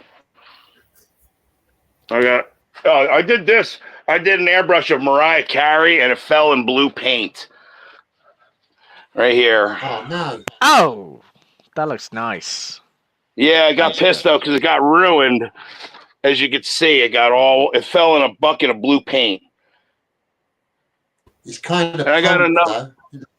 That's one I did a Jesus. Yeah. I did one of Jesus, a sketch. I'm trying to see what else I have around here. As you can see, my place is just filled with stuff. It's like a museum around here. Let me see. In this room, right? In this room, I got all kinds of comics and stuff, but I did this right here. Oh wow. Cindy Crawford. Oh, I recognize her. Yeah. Yeah. Cindy Crawford. Nice. Cool thing. Airbrush. That's cool. Trying to think what else I have around here. I have. You know what? I do have stuff. Incidentally, with that one that you spilt the paint on, you could change it to like a skeleton version of it. You could like. Yeah, that's true. Yeah. I did that years ago. Nice. Oh, there's that echo again. Yeah, it's me. Sorry, I'm muting myself when you talk. Sorry. Oh, I got you. All right, wait. Grim Jim, I think there's an option for echo cancellation on StreamYard. If you go to the audio, it's got like echo cancelling or something. Oh, right. That's what I had to do. Yeah. It's on this computer. Is that better? Yeah, that must be hard doing airbrush painting though. That's quite awkward. I love airbrush. I love airbrushing. Not really. Like different stencils. I mean, yeah, for certain things I want to do. Yeah, a lot of it is freehand, but I will do stuff for like what's it called? Like if I want to do flames or something, I have certain stencils to help start the flame out, and then you wisp around it with the feathering and stuff. I'm just trying to find these pictures real quick.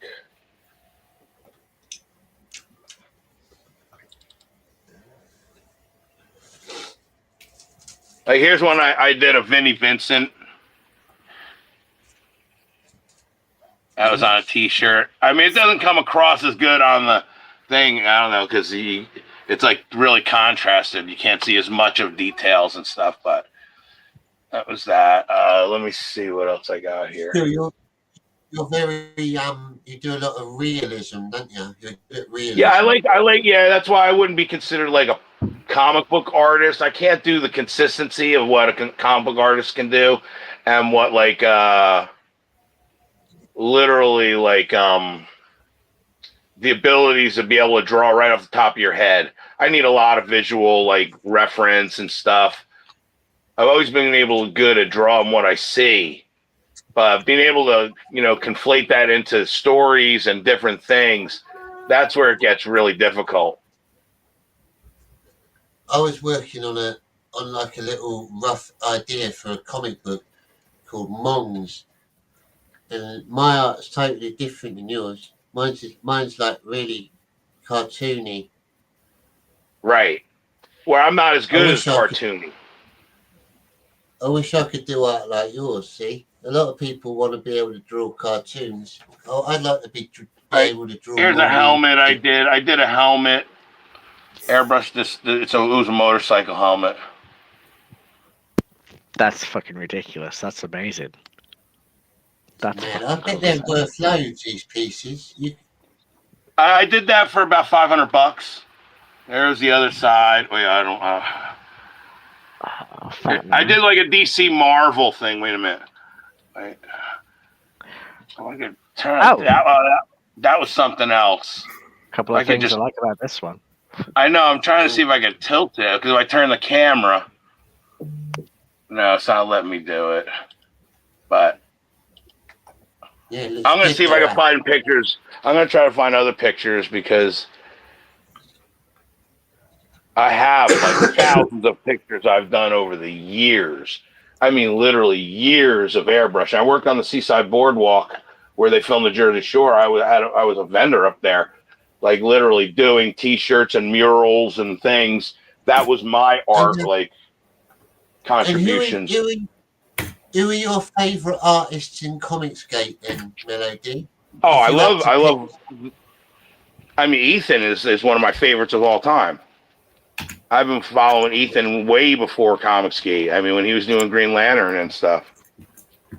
But I mean, my all-time favorite comic book artist, I probably have to say, I love Alex Ross. I mean, I grew up like literally, well, not growing up, but in my 20s and 30s, like following him religiously. He was like the Beatles of comics to me.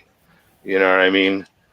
But here's a couple pictures of some of my like years of doing stuff. Like these are the different design works. Here's a surfboard that I did. I like that. That's chill. This is funny. That's There's quite some comic booky. Yeah, it's a little bit.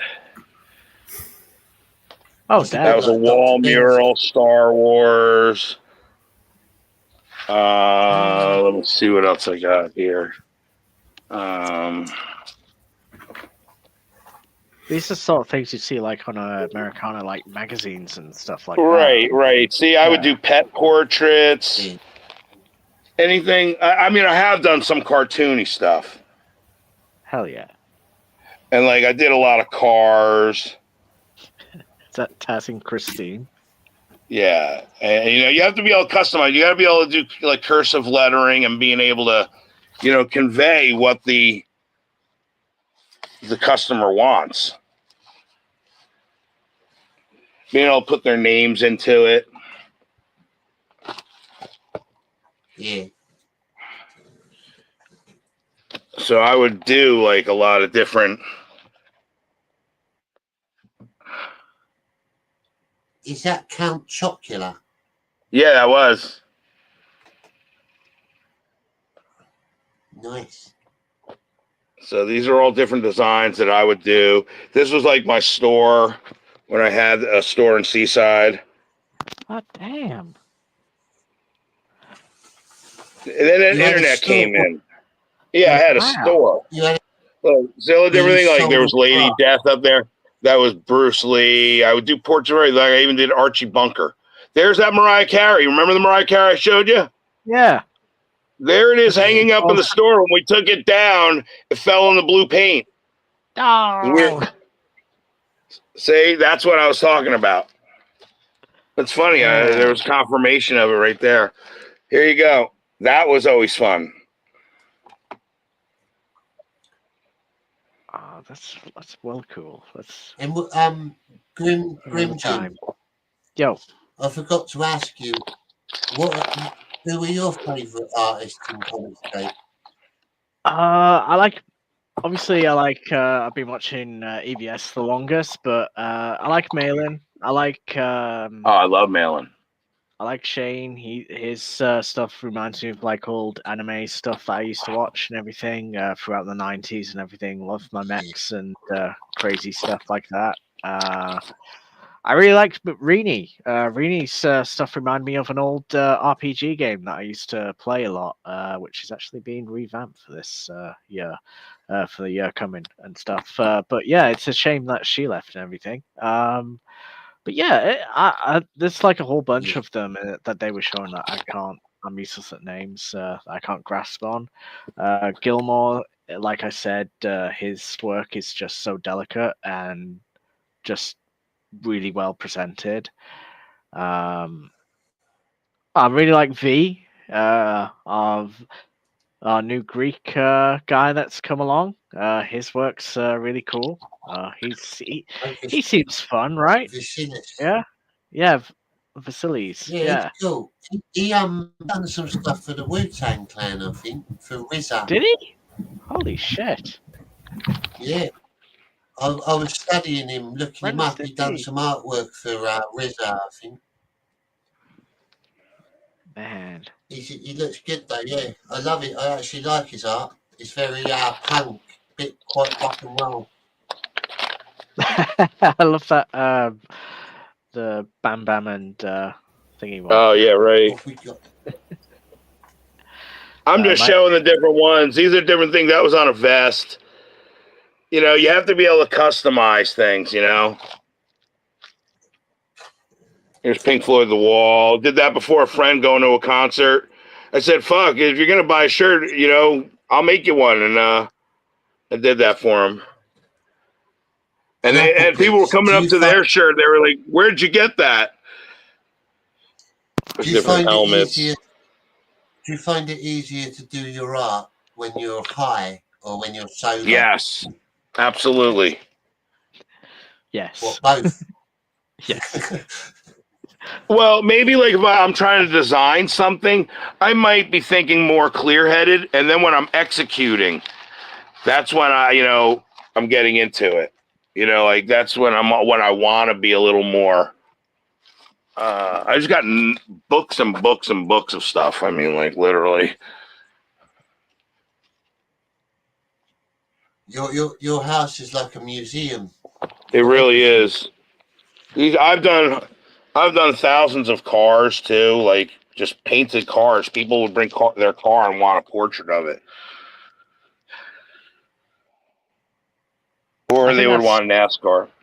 That's one of the things that have gotten CG into a little bit of trouble and stuff with us being a little bit more conservative than normal artists and stuff. Is the whole just like we might enjoy a little bit of weed and stuff. We may enjoy a little bit of heavy metal and stuff, and then we've had like all of these Puritans come along and stuff. Like, oh, right. You're a devil worshipper. You enjoy weed. How dare you do all this stuff? And like, degenerate.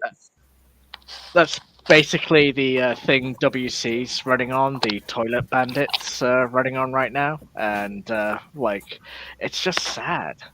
I can't stand us. Conservatism doesn't necessarily have to be Puritan.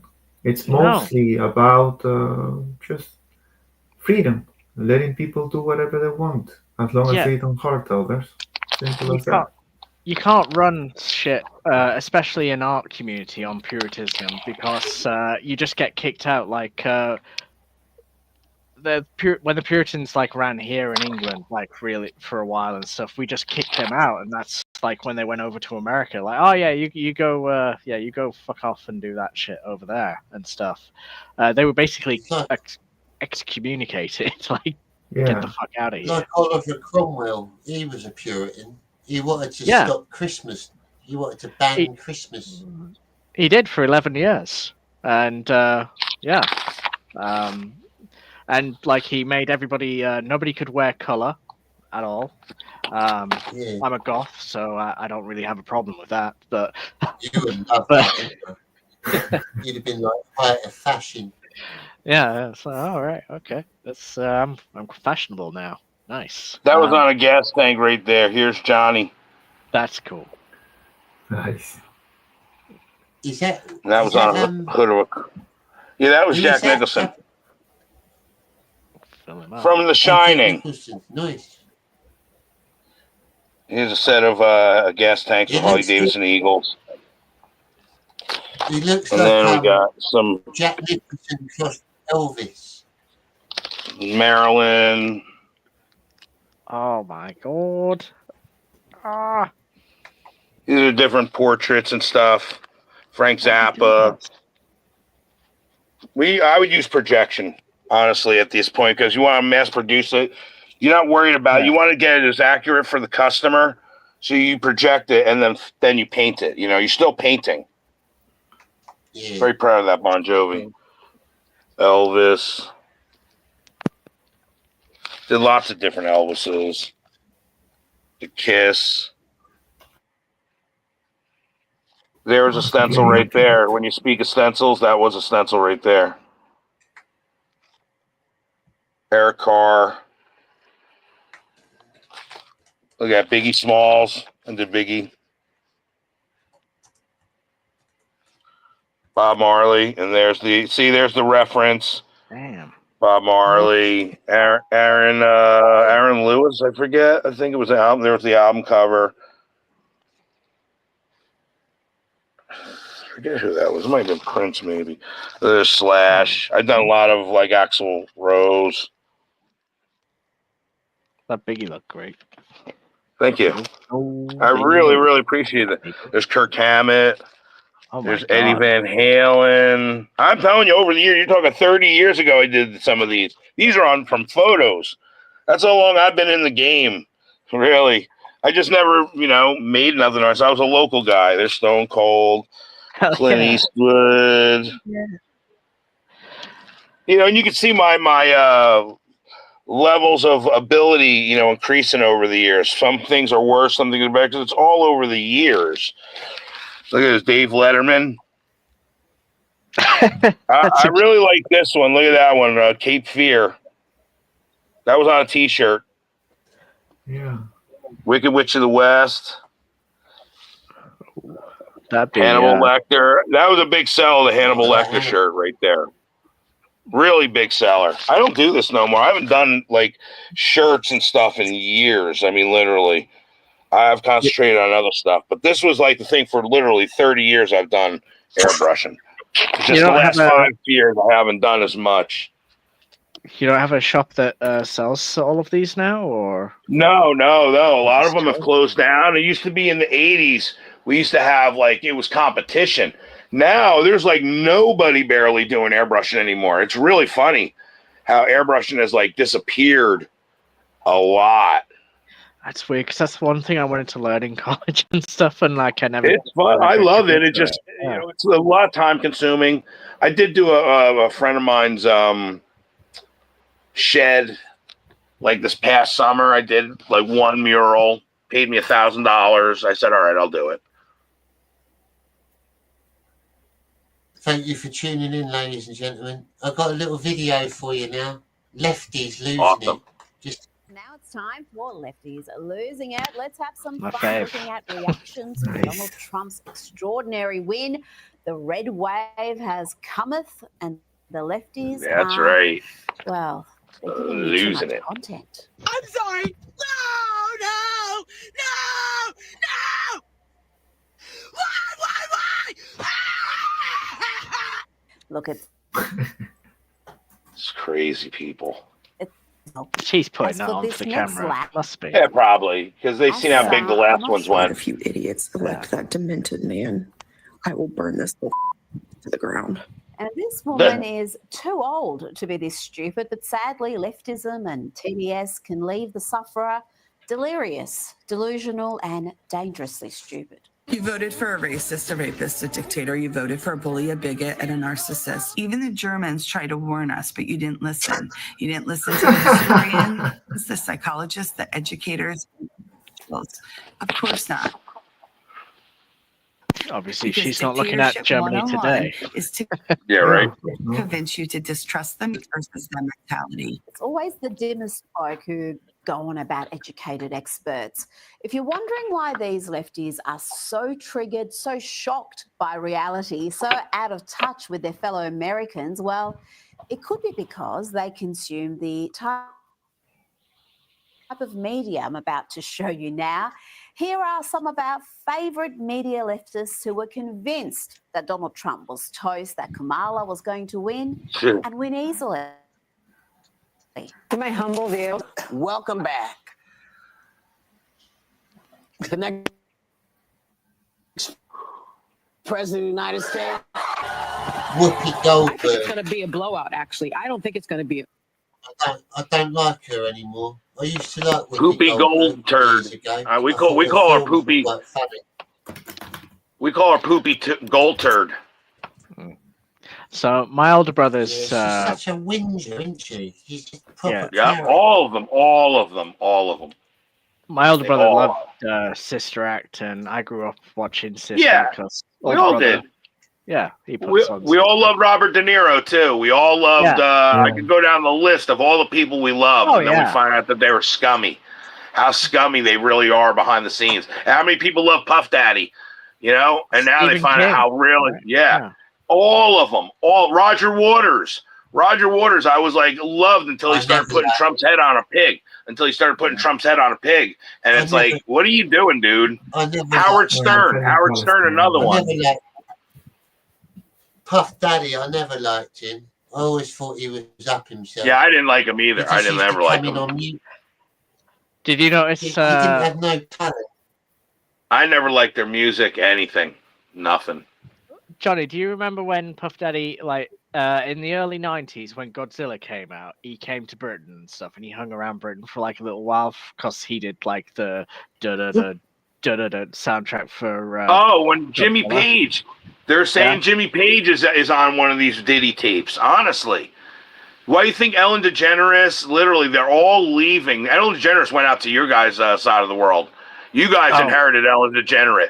Really, it's like, and Portia de Rossi, you guys inherited her. Thank you. Take her away. We don't want her no more, honestly. A close race. I feel bad for you guys, though. Vote for Harris. We don't want her either. No, I just noticed that Puff Daddy like changed his name to P Daddy after he came Diddy, yeah, because just they all do. They all change their name. How many times did Kanye change his name? We have a different name meaning for Puff. Right. But like, I remember Old Dirty Bastard became Big Baby Jesus, and like all really, and it's always so weird. Like they're not like names that you would ever think. You just stepped up in a way that I've never seen in my political life, and I worked for Sarah Palin. I would say take Harris over 270 electoral votes. Let these fools in these crypto markets do something. Let them drive the betting line into a favorable place and then take advantage of it. That's what I would do. I think she's going to win. You wrote Trump is toast. That guy's the biggest hack in the world. Oh, even more so. I feel the same way that I felt a few weeks ago that Trump is toast. And they're not taking the loss well. Here is Sunny Hostin of The View lashing out at white women without college degrees. What we did not have is white women who voted about 52%, right, for Donald Trump. Uneducated white women, is my understanding. You have Latino men, actually, voting. Oh, see, I should be that Latino. Awful women and Latino men. How dare they think for themselves? By the way, the exit polls showed that the majority of married men, unmarried men, and married women voted for Trump. It was the unmarried women who backed Kamala. What was it that J.D. Vance said?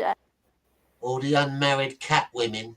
All the that's right, because they're a bunch of Karens. They really are. They really are. They're a bunch of Karens that have not. Did you ever see The Music Man, the movie The Music Man? Yeah, I think so. A long time ago. There's a scene in there where they got a bunch of women doing gossiping, and they look like they got a bunch of hens on their hats. And the song was pick a little, talk a little, pick a little, talk cheap, cheap, cheap, talk a lot, pick a little more. And I mean, that song says it all, because all they do is literally like hens and gossip and nyeh. Sounds like war campaign. Right. Right. Yeah. God, they're thick as fuck, and they walk. It's funny how the whole culture's changing. I've been like back that. and forth with them on Twitter, and it's like little 10-year-old. It's all they can come back with is Like, you're gay. You're gay. Honestly, Yeah, the whole. I'll say something to them, and they'll just be like, "You dumb fuck." Is that all you got? Like, come on. Yeah.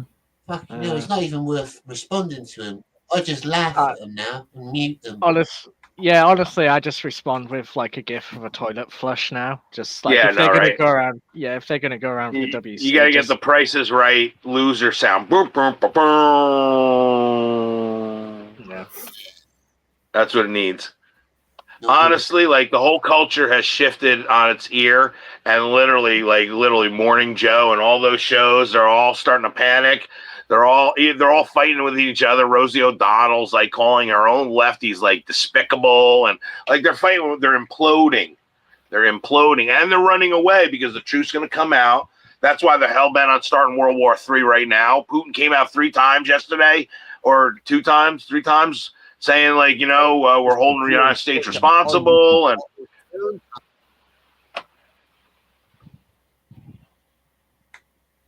they want to start the war before Trump gets in that office. Honestly, that's what they want to do.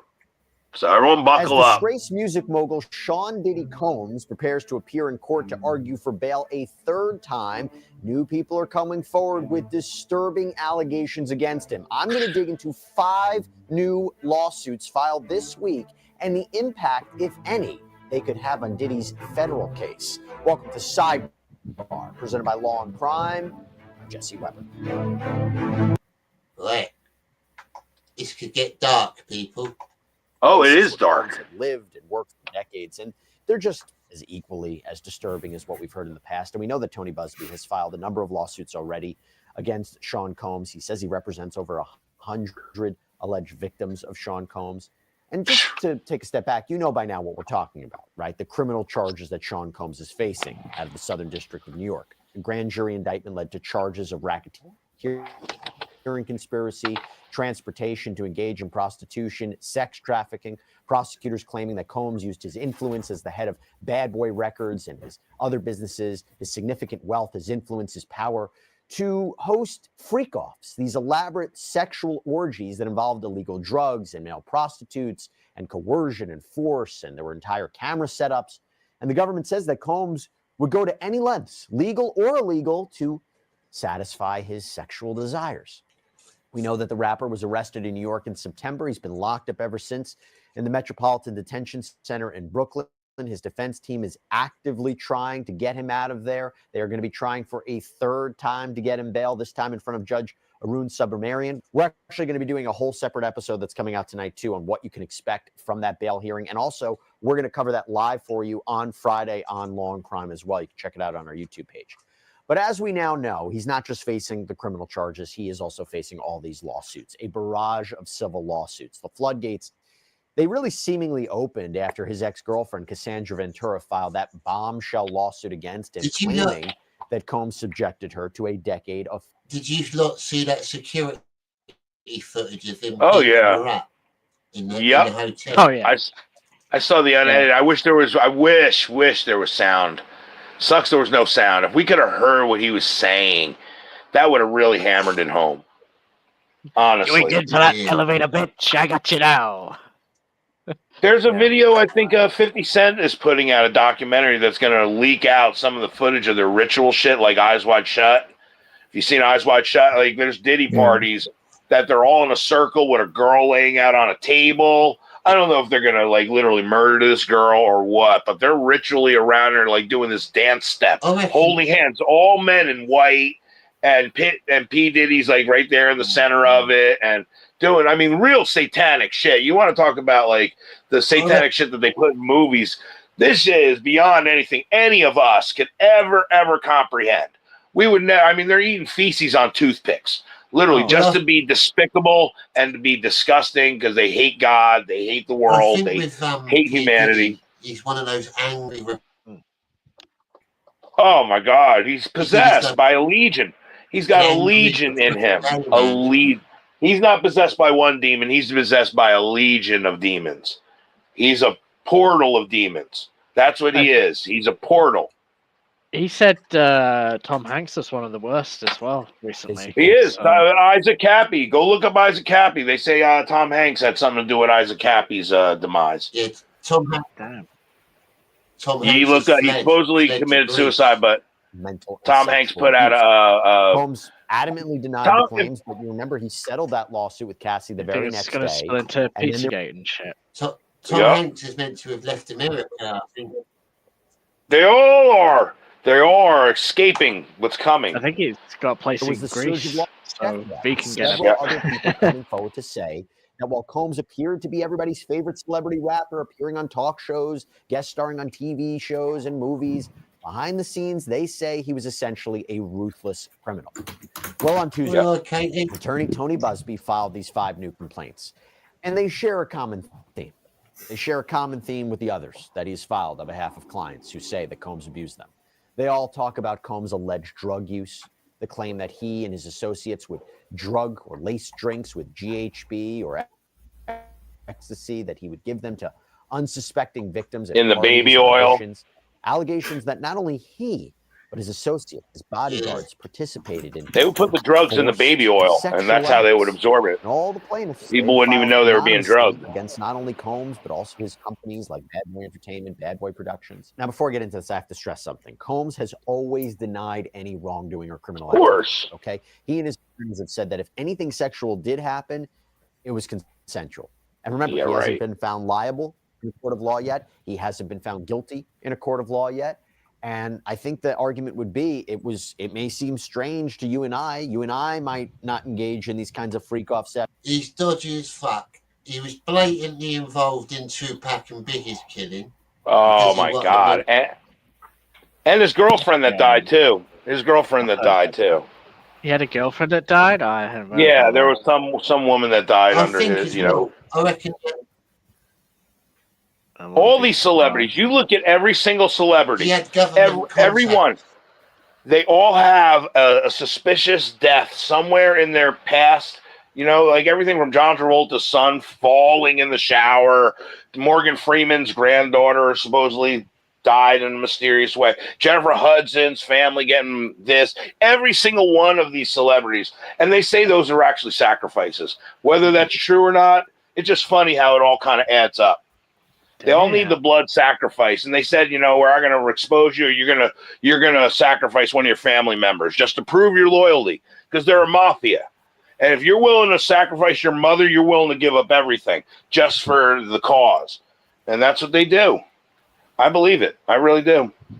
It's hard to convince me otherwise now after seeing the movies that they promote. Everything that they do is death, like literally. And then people put like Fangoria posters on their wall with brains splitting out. Like, you want to be the brains? You want to be Freddy Krueger's next victim? Really? But you don't mind seeing somebody else getting cut up like that, right? And then you enjoy it. Fear. Where's fear? Became so powerful, and evil is so powerful. Stories like this, our content, these Diddy allegations, they've got hundreds of millions to show you how important dollars. Personal safety is. And crazy. I don't know if you think about it a lot, but you know where that becomes especially important? Protecting your privacy. Data brokers have to remove you from in Texas. The complaint says, in the late 90s and early 2000s, plaintiff was an actor, regularly traveling across the United States for auditions and roles on stage and screen. After finding out about a role playing a police officer in a music video, plaintiff exchanged phone calls with a female casting director in New York in October 2001. Wow, just seen that pop up. Katie, I love that Katie girl. 5 Johnny Scab. She is amazing. Wow, thank you, Katie. Not only is she amazing, she's gorgeous. Gorgeous girl. She should do a calendar. Vanna could do a calendar. Katie should do a calendar. That's how beautiful I think she is. Cool it down, Applebit. Man. That's your husband about that. Oh. Thank you, Katie. Thank you. That's amazing. You're an amazing person. But with respect, yeah, that calendar would sell well. I'm just saying, she's as beautiful. As I see Anna. John Doe's age at the time.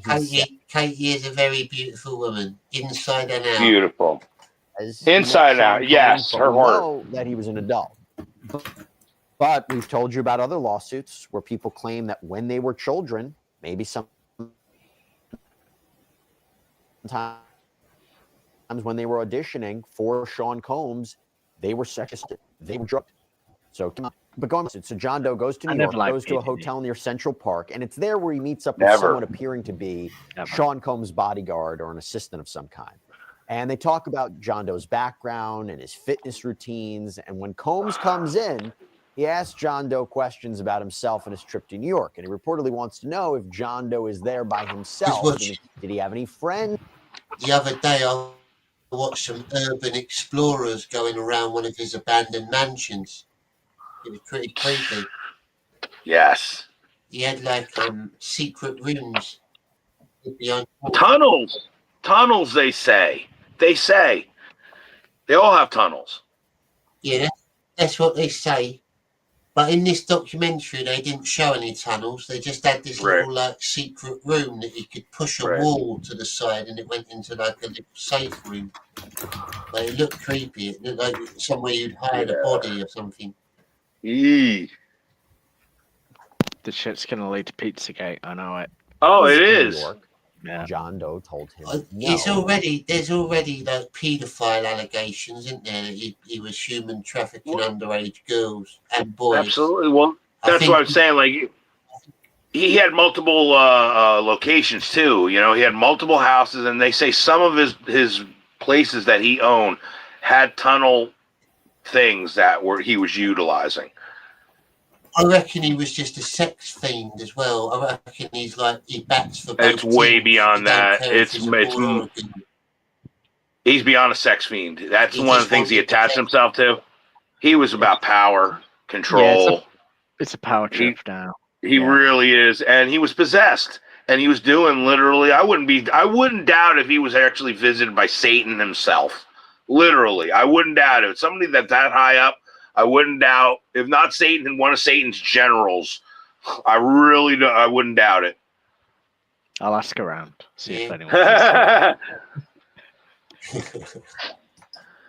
What if he's just like a psyop, just a distraction for everything that's going on around the government, around everything that's going on? He is that too. He's that too. He's that on top of, because there's people above him that love the focus going on P. Diddy. They don't want to focus on them. Focus on him.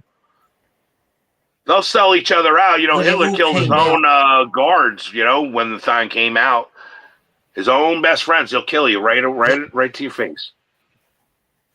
Whoever was allowing P. Diddy to get away with these crimes, I mean, he must have had police contacts or government contacts or some corruptness was going on.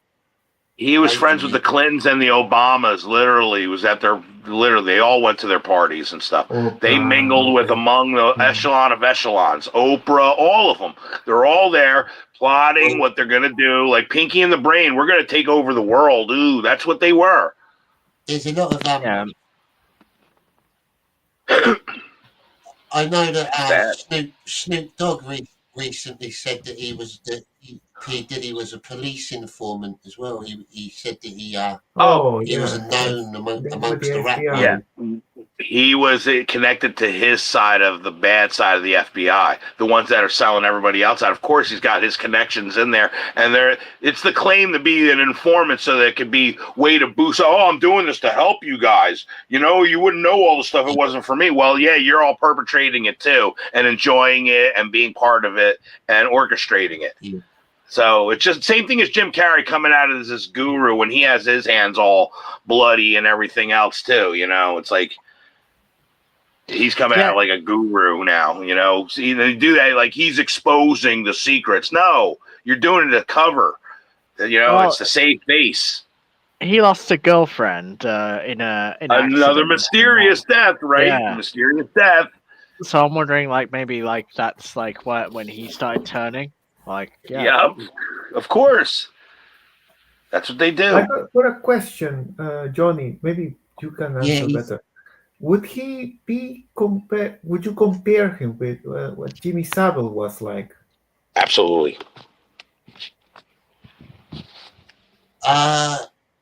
Sort of, I guess. Whereas Jimmy Savile was purely a paedophile, though. Like, whereas P. Diddy probably branches out into different crimes. I think Jimmy Savile was literally just a prolific paedophile. But also connected in a way. His best friend was Prince Charles. Best friend. Prince Charles, Prince Andrew, they were all, and who was Prince Andrew part of? Epstein Island. I mean, they're all connected. It's all connected. Jimmy Savile is just like P. Diddy. He got known more for that. But he was in the media, shuffling deals, doing things. You ain't going to get this. Crimes reach out into a lot more different communities. Oh, yeah. Well, yeah. That's because he had the ability to. It doesn't stop in America. It comes over here as well, you know, because we got Prince Andrew and everything, and like, and when he's involved in. Jimmy Savile was also contained mainly to England. You know, that's what he was known for. He wasn't as known over here, even though he was the Dick Clark over there. You know, like that's the way that we understand. I wouldn't be surprised.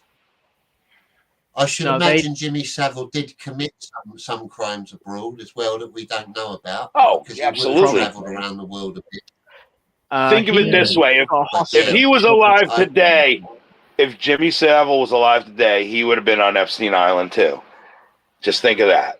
Well, he got a hospital, children's Yeah, hospital named blatantly, after him. yeah. That's where he was like doing his shit. Of course. And, like, you know, he'd go over there and like do shit there.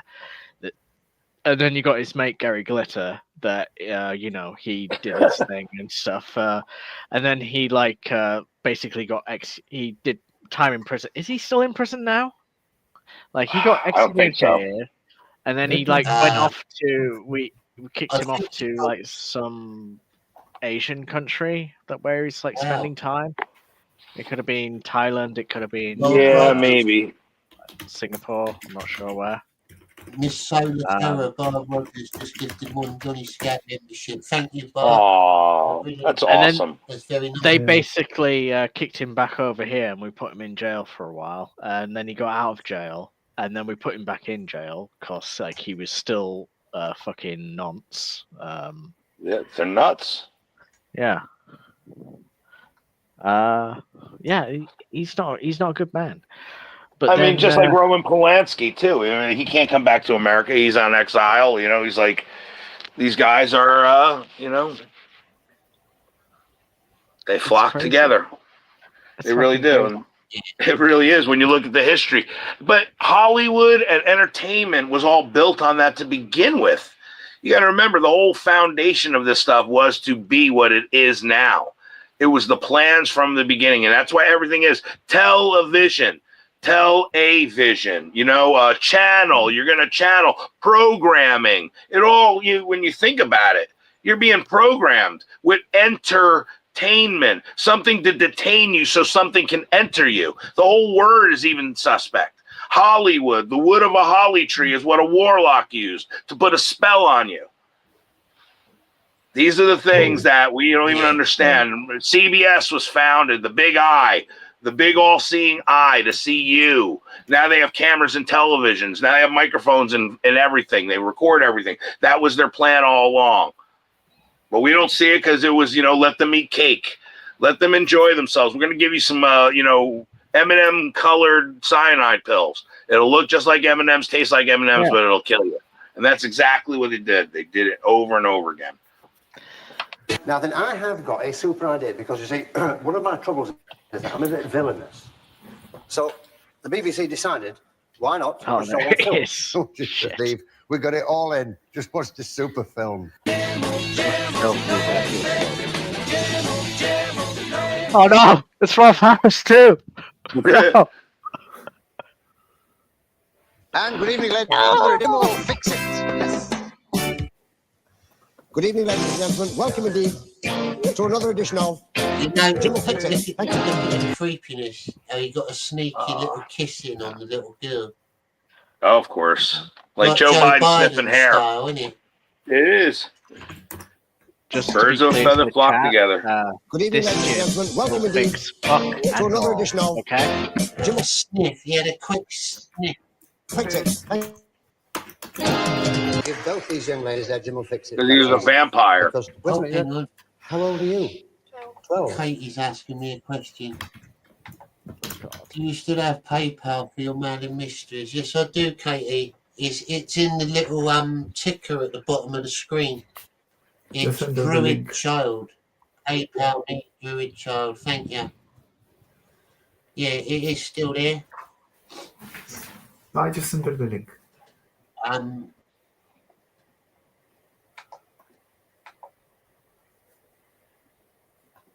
Hello, Judge. And how old are you? 11. You're not married, are you? No. Oh, that's all right then. And before we press on, I'd like to show you a very fickle young lady, this one next to me here. You see this young lady here? Yeah. I Look at his hair. said to her, do you want to come and sit with me on the beanbags? And she said, Look at his hair. And I said, Yeah, that's just Maybe blatant wow. paedophile hair, isn't it? Who has Oh my hair like god. that? Yeah, but that was considered Beatles style back then too, though. You know what I mean? That looks no different than George Harrison's hair. Really. Yeah, I think he was trying to do Andy That's fine. Warhol. It's like all the jewelry and shit that, you know, yeah. Oh, But he looks like the Crypt Keeper. No, You know, no, like no, just his no, no. face itself. Just He sit just down looked there. like no good. Yeah, you could tell. The kids are uncomfortable around them. Absolutely. You can see it in their faces.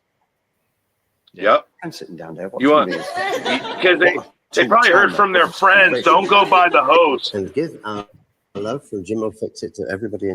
Yeah. You want to come on the beanbag, little girl? And when you get back there, she's so lovely. She's so beautiful and pretty. I don't think. Explain to her. I do not think we will let her go back to Japan. I think we will keep her for ourselves. Oh, We keep you here all I'll the time. say She wants to stay in London too. She wants to stay. I've got myself a girlfriend. Wow. Listen. Oh, Now, as you can see, I've got, Oh. two young ladies. They look like a pair of bookends because Well, that's proper 80s, that, isn't it? Wow. they're identical, you see. 70s. And some weeks ago, my friend on the left here, I did say, it's one of my girlfriends. So she has something to say back, which is, This is my boyfriend. she said it. She said it, you see. Good, you did I don't well like there. this. Just shift up there because it looks like I've added a girlfriend to my collection, ladies and gentlemen. Is there room for both of us in here? You sure? Yeah. That's all right, because you're not too fat, are you? No. No, that's all right then. Because you see, you're very pretty, isn't she? I mean, You're very pretty. Yeah, he just He preyed on the oozed it, innocents. didn't he? That's what it was. I don't He, even know how he was a vampire. I mean, that's really was. Look at Prince Charles lives in Vlad's castle, which is the archetype of Dracula. You know, like they're into the dark. That's what I mean. Really into the dark. Anybody you think that's into goth and stuff, the fans and think they don't even know what goth is, and they don't even know what dark is. Go look at some of these people and eating flesh and doing real like stuff. That's dark. You would be turning about face, looking for the light as fast as possible. That's the way it is, honestly. yeah. Yeah, these guys are I just. don't know if any of you a bit white. have any of you heard of Louis Theroux, Porter? Yeah, yeah. I grew up watching his series. Have you seen Louis Theroux? That sounds familiar. So he's like an English documentary guy, and he Okay. basically go over to America in the 90s and go, so this is what the American guys are doing and stuff. So these guys are But he was, doing. Ian, he actually Yeah. done an interview with Savile where he lived with him for a day, and he had to sleep at Jimmy Savile's house. Yeah, he did Savile and stuff, but yeah, like how he got famous was going over to America and just going over to like the weird. Imagine sort of- that having to survive a night over at his house. Oh my god. And it's once that like the mafia. Once the mafia shows you where the dead bodies are buried, you ain't getting out alive, baby. Once they start opening their secrets to you, you are now part of the club for life. Literally, be careful where you join, man, because literally, once they show you the dead bodies, you ain't getting out alive. Jeffrey Epstein learned the hard way. If he really is dead, he might have faked his death, and he's sitting on an island somewhere, being an informant, or who knows. Oh, you think he was working for the CIA? Some people say Again, what part of the CIA? There's the evil part of the CIA, and then the good part of the CIA that's righteous. It's like you don't even know. They're all intermingled right now. That's what's happening. The separation, the wheat from the chaff is happening right now. And the public is seeing it. And QAnon, the whole Q movement, like a couple years ago, they even said that these people in 2020, they said these people will not be able to walk down the streets. Boy, how prophetic that statement was, because now they can't walk down the streets anymore. the QAnon guys can't walk down the street, or the No, the celebrities. Q, and it's the QAnon is the title that they gave. It's really Q. But Q had said in 2020, these celebrities will not be able to walk down the street once being exposed. And how prophetic that statement really is now, 4 or 5 years later. Unbelievable. What was the name of the guy that sort of like he was trying to expose all of this, and then he sort of killed himself? I'm saying that with whilst doing bunny rabbit ears. He killed himself whilst he was trying to like expose all of this shit. Andrew Breitbart. Yeah. Yep. Yeah. And look, how many people have that wanted to expose some, even somebody like what's his name, Chris Cornell and Chester Benningfield. Yeah. Literally, they were coming out with a book about the the whole trafficking thing. Next thing you know, they both wound up dead. Both. All of a sudden, like just singers, just of like major bands, Right. just decide to kill themselves. Like, oh This yeah, is yeah. where Well, we're starting to wonder, Honestly, Prince, they said before the night that Prince supposedly died, he was walking back and forth in his driveway, unconsolable, crying on the phone. Literally, what was he being told? Your orders were, we gave you 30 years of celebrityism. Now we're going to cash in on your estate. And that's why they say, Michael Jackson's that burn victim guy now. They leave David Bowie, supposedly the day he died. There was a guy named what's his name? I forget what his name was, but there was a supposedly an insider of the music industry. It looked like David Bowie with a wig on, and they're talking about David Bowie. But I'm surprised the host of the show didn't say, "You look Jack Stevens. Look up David Bowie as Jack Stevens." And there's a host talking to him about David Bowie's death, and I'm surprised the host didn't say, "You look remarkably like David Bowie yourself." And they think we're stupid, It's just so funny. yeah, it's crazy.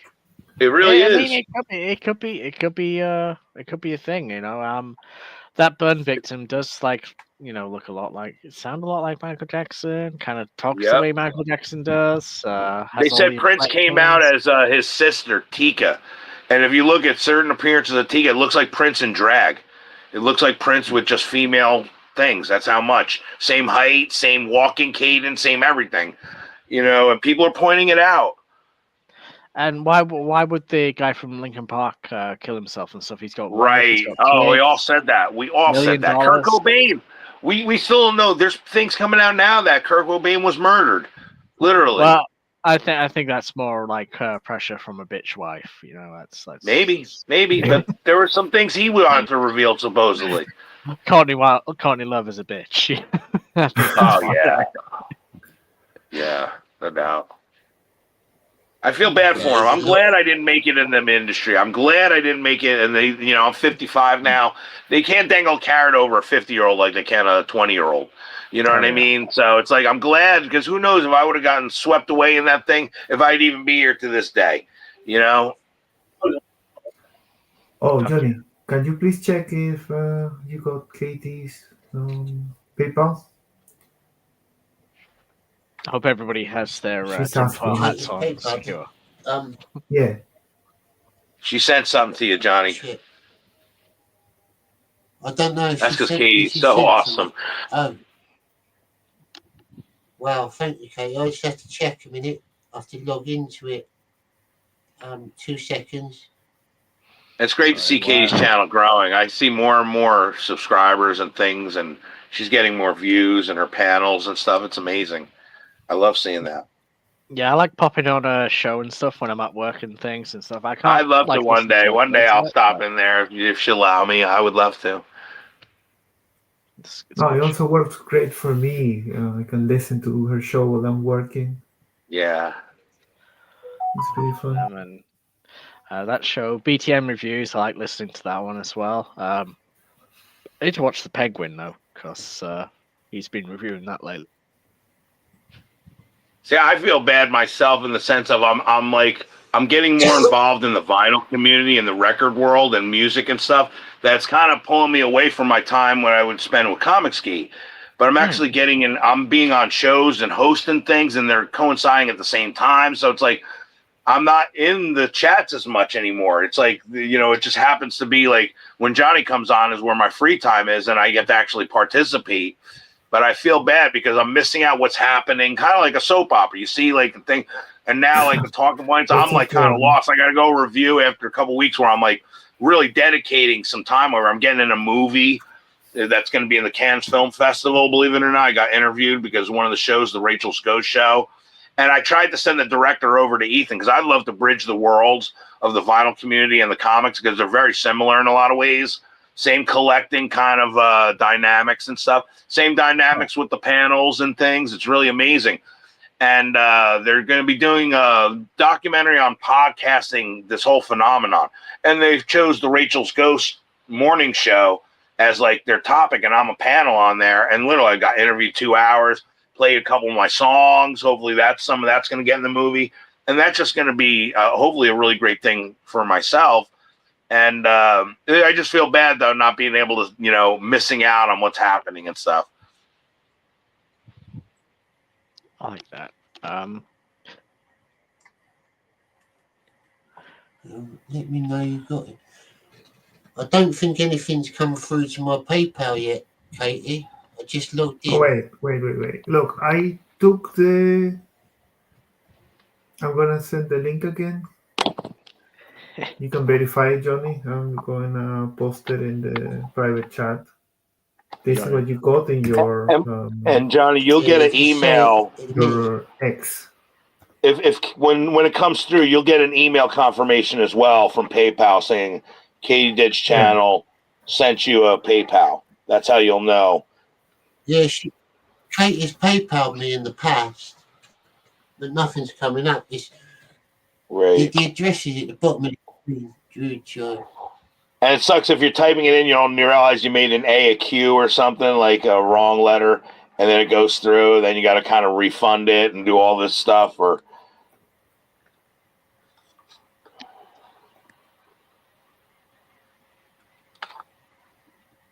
Just check the private chat, Johnny. No, it's the same link you got in your X. No, that's not it. That's not the right one. oh, see, she did a wrong one. Yeah, you should post it then, Johnny. Shit. Maybe she could cancel it and then redirect it. No, hold on. That's what you got in your X account.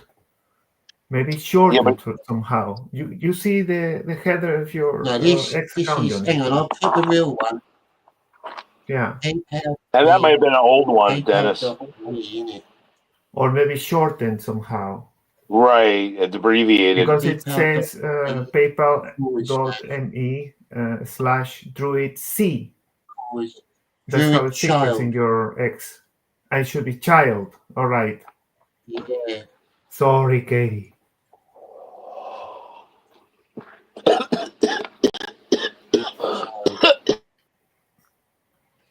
Welcome to how many men it takes to figure out a PayPal. Yeah, it says it. It literally says it in the little red bar at the bottom of the screen when the writing goes past. Yeah. So I don't know what's happened with that. That must have gone to a different account. Shit. Probably yes, because in your X account, it says for donations to My Mysteries and more, please use paypal.me/druidc. It shouldn't say that. I have to go and look. You have to change that then. No, it's not. That's weird. Yeah. It's not saying that on mine. You can see my screen if you can. I can share my screen. No, I believe you. I believe you, Dennis.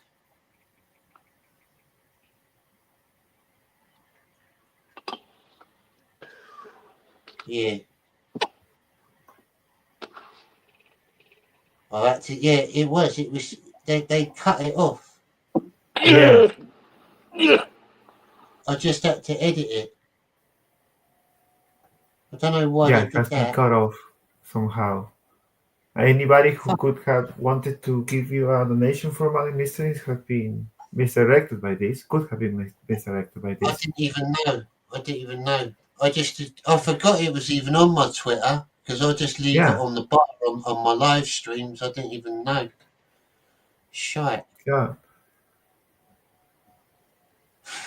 Yeah, the live stream doesn't show anything. Let me double see my YouTube. Yeah, it comes up. It goes. Yeah, it doesn't show anything either. Right now, Scab Cast 37 doesn't show anything. No, the bar. You know, like the screen that we're on. You got the red moving bar underneath. Yeah. It says it on there. Right.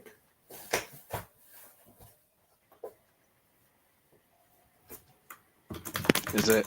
Yeah. Shit. Is it broken? Is it not working?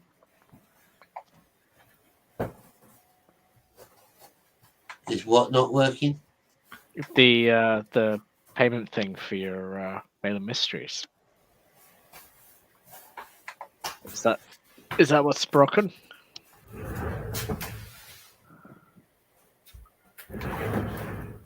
No, the problem was that the link in his X account is They shorted changed. somehow. Yeah, they changed my link in my X account and didn't put the full thing in. It was just saying Yeah. C, Druid C. Bogus. But I swear it was normal before. I don't know why that's changed. I wouldn't have put it in like that. Yeah. Right. Okay, now it features okay. Is it all right now? Yeah, you fixed it. That's fixed. That's it fixed now. Yeah. So long as we read, it's all right. Proper ball ache, that is. I don't know how long that's been like that. Yeah, no idea either. Fucking Elon. People always messing with stuff. Can't stop fiddling with things. Diddlers. Diddlers, yeah.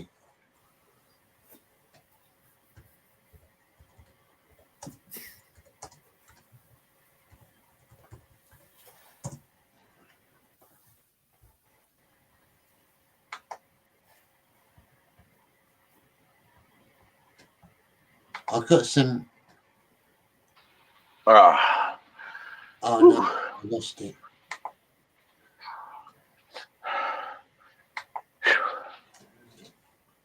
What's the current news in your area then, Apple Pits? Anything interesting going on? I just did a gig yesterday, so I'm kind of recuperating. Did 3 hours straight, like literally in one spot. Did probably about 60 songs without a pee break. Most bands, they take breaks in between their sets and stuff. They'll do 45 minutes, an hour, and they'll take 15, sometimes up to a half hour. I go straight through, and the bartenders love it because I'm just too high energy when I play. Yeah, 55, like they can't even believe I'm like a workhorse. And I just get into a zone. It's the quickest 3 hours of my life, literally being on a stage. It's over before I know it.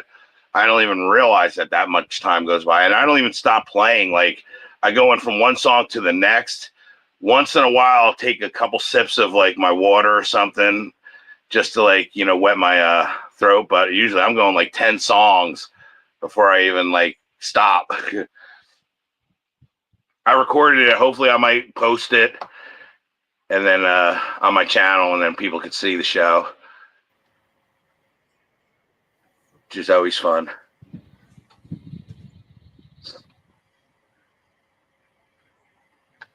And now it's just time to rest and relax, smoke some ganj,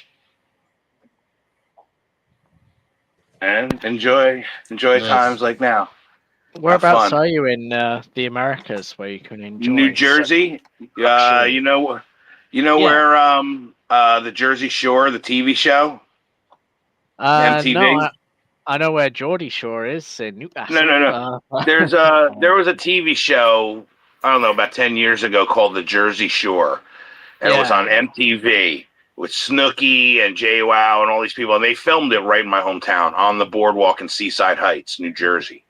Oh. And I live about 10 minutes away from Seaside, outside of Seaside. And I play there all the time. I've been there for years. That's where I did my airbrushing on the boardwalk. And had a lot of great times up there. But we're the armpit of the United States because we're right under New York, and we get squeezed between Philadelphia and New York, two major cities, and then you fit Atlantic City in the mix there, and it's just and they make all these kind of movies and shows, The Sopranos and things. Bon Jovi and Bruce Springsteen are very New Jersey heavy, so New Jersey's kind of famous in America, but even the Karate Kid, Daniel, came from New Jersey and went to California. So you know what I mean? It's like there's always that thing. Like New Jersey has a sense of like, if you want the most realist person in America, go to New Jersey because everybody will tell you exactly what they think here. You know, there's no pulling punches. It sounds kind of like the American version of my area in Teesside here. We did have Jersey. The UK equivalent of Jersey Shore was Geordie Shore. And it's Okay, there you go. basically where all the lasses go around in the middle of fucking winter in the northeast of England, where it's freezing cold, but they'll wear basically nothing. But they'll be on it like a car bonnet and stuff that they'll say. Yeah. And it's there's a show called Auf Wiedersehen Pet from the 80s that came out from my area about. Oh, really? Moving a bridge over to Germany. So Jimmy that's Neal. like that sort of thing. Yeah. The beginning of Blade Runner. The Blade Runner where they're like moving towards that ziggurat and the whole planescape is like industrial wasteland. Yeah, that's Middlesbrough. Yeah, that's where I live. Really? Yeah. Oh, wow. We don't have the giant ziggurat or anything, and they've taken a lot of the industrial stuff away as we've given it all to foreigners and everything. But yeah, that's Middlesbrough. The beginning of Blade Runner. They did film one movie. Well, they filmed a couple movies in my actual hometown, and it's Tom's River, which is outside of Seaside. And in Tom's River, the biggest movie they filmed there was the original Amityville Horror. Oh, nice. With Margot Kidder and James Brolin. They filmed that literally like 2 minutes away from where I lived. And literally, Margot Kidder just filmed Superman at the time. So the next movie she did was Amityville Horror. So just coming off the sets of Superman, there she was in our hometown. You know, it's like everybody was super starstruck at that time because, there wasn't no internet and really cable was just coming in. So it was like the talk of the town having Hollywood, a big Hollywood production taking over this one house that we've seen for years. They seen it too and wanted to turn it into the Amityville Horror House. And they did. They converted it. They changed the outside of the shingles and everything. And they were just there for months just filming. And it was pretty amazing back then to see that firsthand. Amityville was on the other side of America. That's crazy. No, Amityville is in New York City, up in Amityville, New York. But they filmed it down in Toms River, New Jersey. I don't know why they did. I guess for logistics and filming, the original house is kind of had in a row of houses that are kind of close together. Where they made it more of a dramatization of what happened in that house, but they didn't use the real names of the families and stuff. They had a dramatization. They just took the aspects of this haunted house and they just connected it kind of like to that, Man, that film creeped me out. I watched that film way too young. And they filmed the two other sequels there too. Like after they did it, they didn't even know they were going to do a sequel. They converted the house back to the way it was before they got there.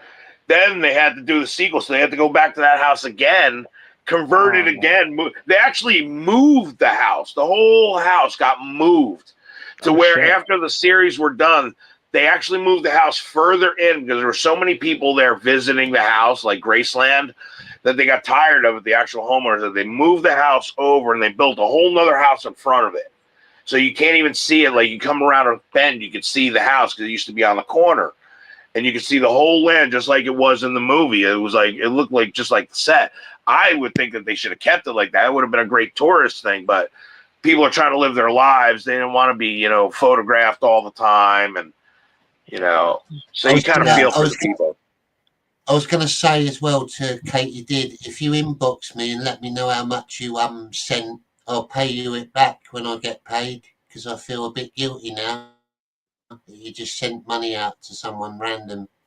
So just let me know. She'll be able to get a refund. But Johnny, she'll be able to get a refund. All she has to do is when in the PayPal, she's going to hit that was, like a unauthorized thing or that was a mistake and it'll go back. It just takes a couple days.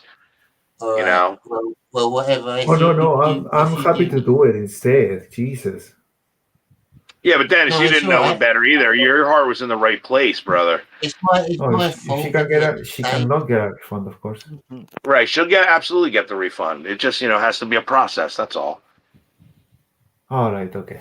I don't think she's put her house up for sale. It's nothing detrimental. You know what I mean? It's a nice gift, and a little mistake. It's all right. Yeah, no, that's fine. But we love the chat. The chat is so amazing. Absolutely. None of these shows would be nothing without the chat. You know that? None of them. Honestly, I don't care. Yeah. Any podcasting. You might have some news shows that could do it, but literally every single one, from Ethan to Rachel's Ghost to I could just go down the list. Like the chat is what drives anything. Yeah. Yeah, it's I hard was to do talking like to that. my mate the other day, Kamikaze. We were saying how my chats, I've been really lucky with my chat. Like, Yeah. ever since I started doing Comicsgate Commandos and Scab Cast, everyone in here has been really brilliant. Like, I might have had one or two people come in to try and troll me, but that's funny, isn't it? I like it when people do that because it adds a bit of humour to the show. Yeah. It's funny though. I find it really interesting how all these little pricks like War Campaign and all that, they got all the mouth on Twitter. Not one of them got the bollocks to come in my chat. None of you. You're all little pussies. I still don't know how they get it. How they don't get it. How they don't get an art community. How they don't get like how this works or anything. How they just like support a thing and they're just like counting the money and everything. They're just counting the money. They're not looking at the art. They're not looking at the story. They're not looking at. It's just like product to them. It's like they're a bunch of. For sure. Yeah. Yeah. It's The so word definitely is flimsy. product. Yes. Yeah, it's so fucking corpo and bullshit, and you know they're not looking at substance or like meaning or Yeah. anything. Like, yeah, it's like what That's are you because doing? you almost feel bad, like, because that's probably the way they were raised. You know what I mean? It all comes down to how they got that way. Yeah. And apparently they're all like middle-aged married men, aren't they? War Campaign. That's what they claim. I don't know if they act like. Yeah, I mean, I thought Yeah. Sturgis was like a teenager and stuff with a big beard and stuff, but he's like in his 30s or some shit. Really? And I Yeah. heard something about them swapping dick pics to be in the club. I don't doubt it. They probably had a measuring contest. Honestly, Would not surprise they're me. fascinated with each other. You know, I'm surprised they don't take pictures of each other's craps and like say who had the biggest dump. You know, It's I can like see that. Howard. these useless fucking pricks. They can't even come up with their own thing. They have to take Roe's thing. Remember Roe? He used to be the leader of fucking War Yeah. Campaign. He used to actually be fun. He'd like take you on like a little journey and stuff and do like a little video and things. Like one of the most popular ones was probably Like a him little hunting- essay. Yeah, like him hunting for a thing. And they'd make a Right. comic. They made like what was it, Venture or what it was called. You know, Right. that was like, you know, it had a purpose, it had a direction, you know, like prop up Comicsgate, and then Kind you'll of get, like the way they absconded Yeah. Star Wars from George Lucas. You know what I mean? Yeah. And now they're just a bunch of fucking knobs. Knob sacks in the fucking chat going, you gay, and I'll fucking fight you. Yeah. Yeah. And it's like That shit no. gets old quick. It's aged like milk. Yeah, it's sad. No, I just dedicate themselves to just pray the how would I put it? They just try and defend Eric July, basically. Just his comics, his nonsense. That's everything right. that he does. They're propping up Eric July, and he's got nothing Yeah. to. He didn't have fucking leg to stand on either. You know. Yeah, That's awesome. I worked alright.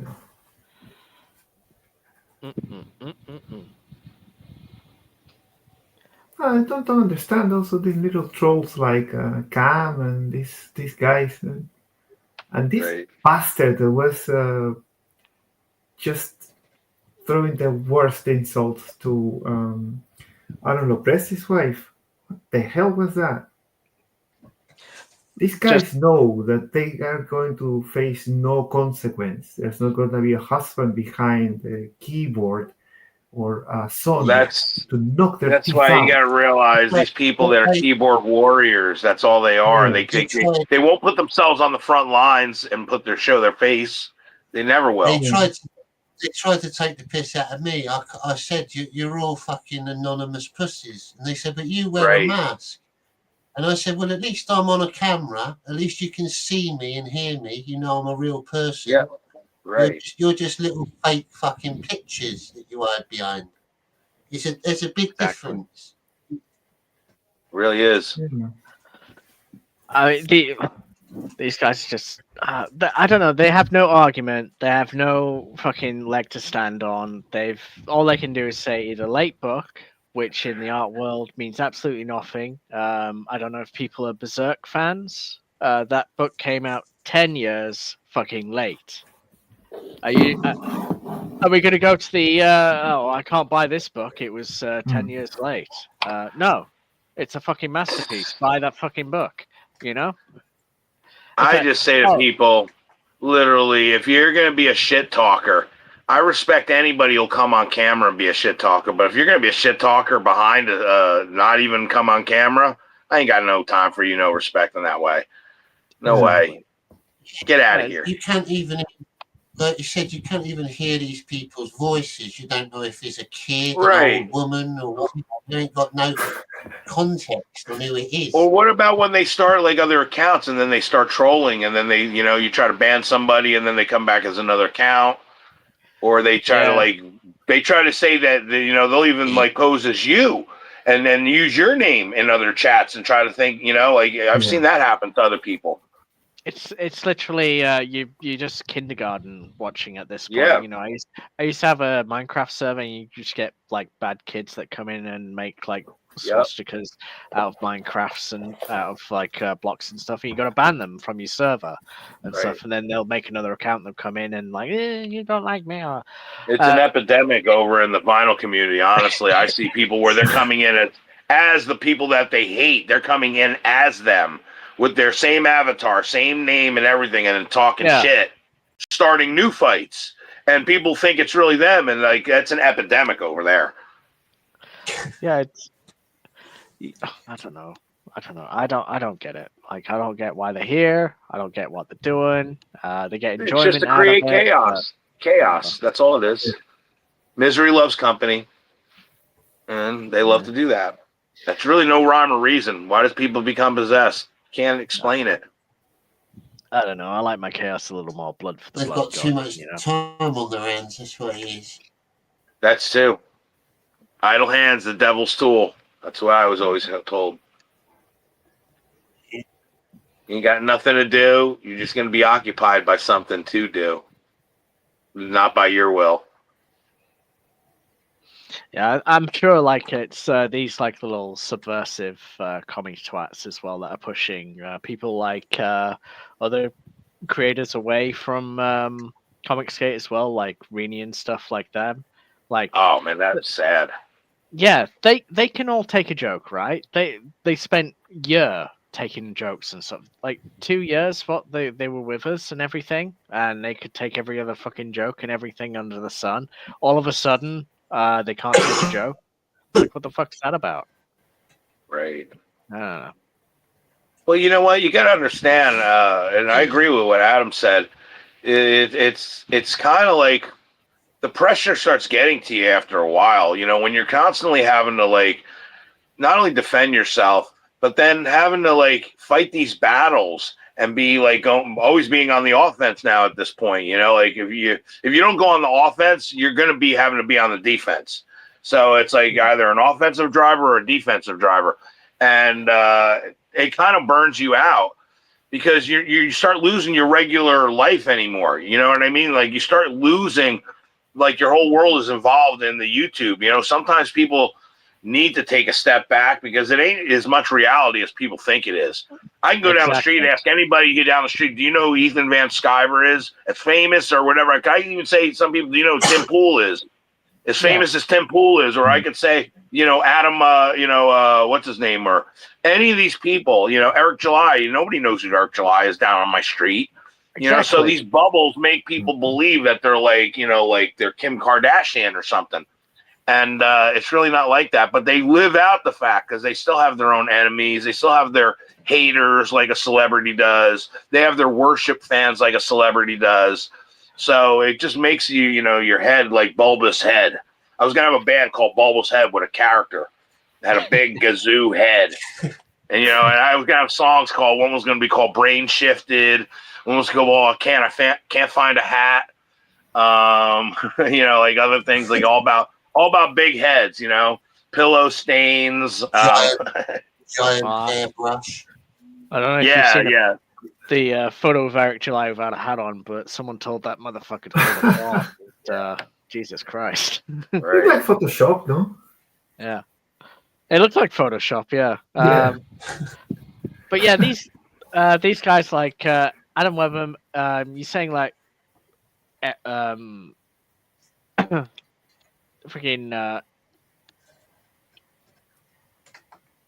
AVS like kicked him out and everything, but like if they went on, like they could have still been a part of it and everything. They could still like be a part of Comics Day. They're not kicked out. Like nobody's kicked them out and stuff. And we can all be a fucking community that helps one another and everything. Everyone like gets butthurt so easy though. Everyone's so fucking fragile. It's what I sad. mean? They're fragile. I mean, like fragile beyond anything. Like literally, Humpty Dumpty ain't got nothing on these guys. You know what I mean? Like they're fragile. It just Comicsgate is one of the most it's one of the most accommodating communities online. Like you haven't necessarily got to be a comic book artist. You can be a comic book fan. Right. You can be an artist of a different form, like me, someone who Right. makes Me different too. bits of art.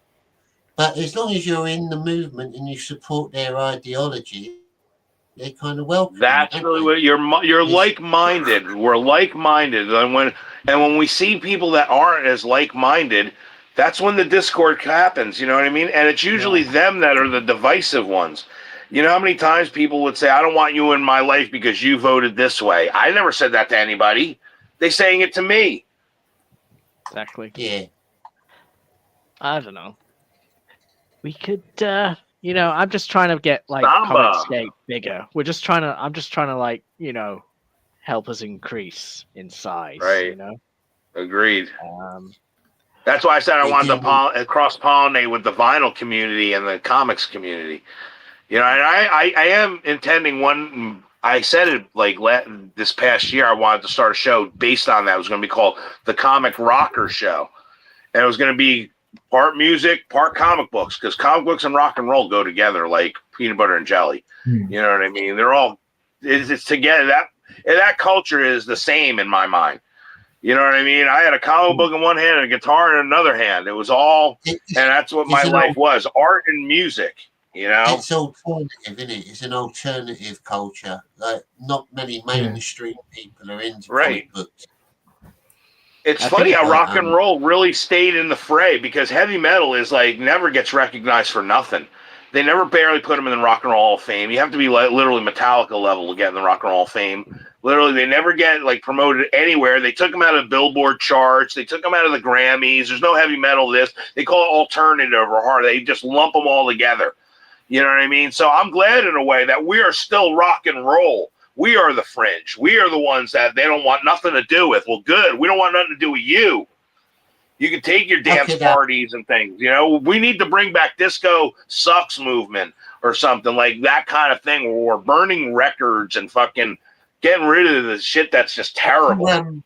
If you've got Apple Pits, if you've got time, like once a month, maybe me and you could do a comic and music show together. Absolutely. Absolutely. I'm going to be doing also another, if you guys like heavy metal, the guy in Germany, his name is Thor. He has this channel called Thor on Metal. And he does like these things on the Rachel's Go Show called the Metal Minute, because he's very knowledgeable about heavy metal. And he loves like Iron Maiden and Black Sabbath and Sabotage and like a lot of these heavy metal bands. And I might start a thing with him doing something like that, but I want to incorporate that and broaden it. Johnny, I would love to have you part of that as well. Yeah, I'd love to do it because I love music. That would be great. Great.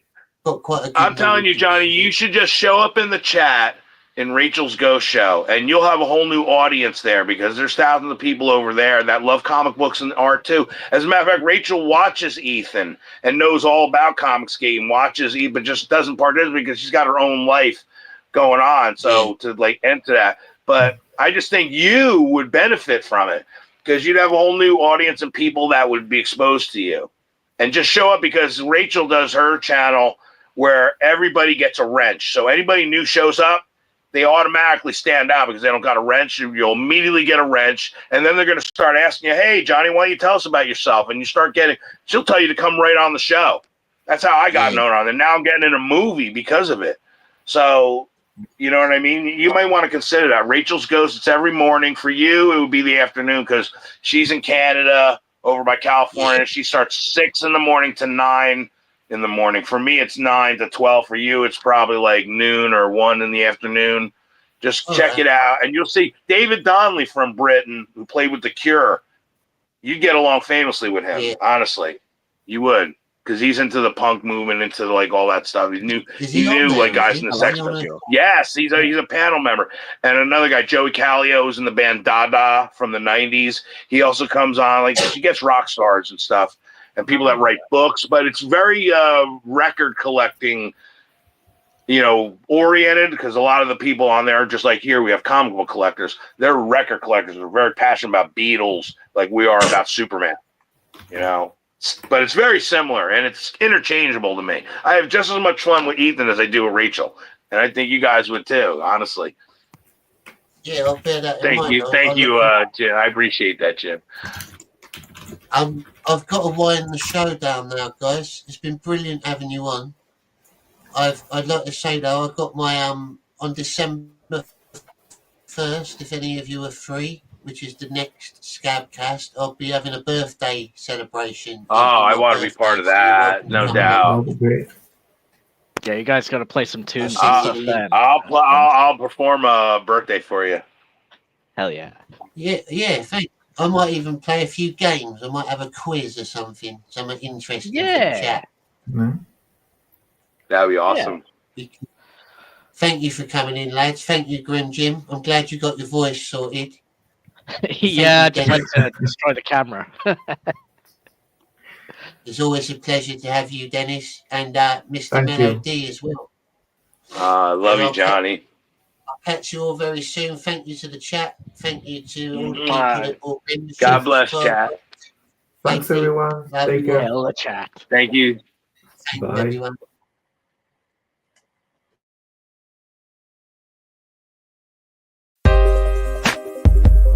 Hey, I just wanna say, I'm back. Goodbye to the people who hated on me. Goodbye to the people who loved me. Goodbye to the people who trusted me. Goodbye to everybody. Goodbye to the people who hated on me. Goodbye to the people who loved me. Goodbye to the people who trusted me.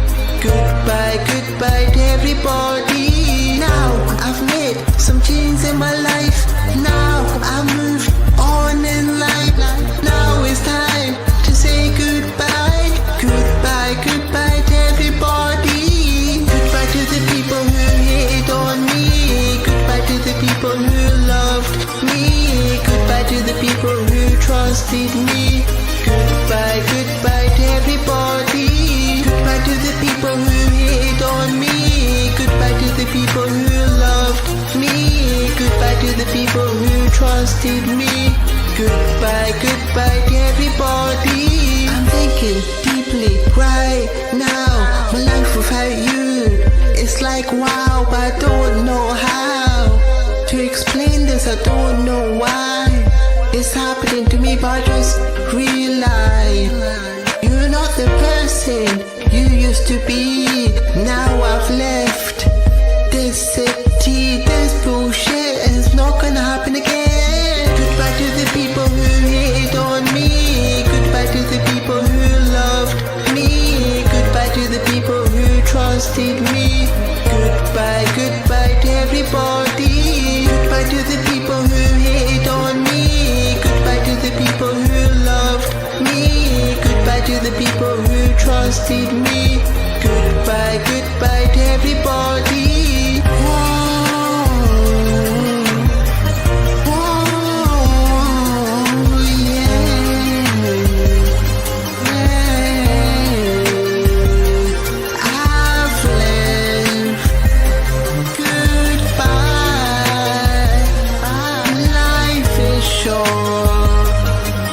Life is short. Don't waste time worrying about me, holding the one that cares for you. In the end, they won't be there for you. Now I've made it up the world. Our memories will be swallowed in the winter snow. This is a sign of goodbye. Goodbye. Goodbye to the people who hated on me. Goodbye to the people who loved me. Goodbye to the people who trusted me. Goodbye, goodbye to everybody. Goodbye to the people who hate on me. Goodbye to the people who loved me. Goodbye to the people who trusted me. Goodbye, goodbye to everybody. Goodbye to the people who hate on me. Goodbye to the people who loved me. Goodbye to the people who trusted me. Goodbye, goodbye to everybody.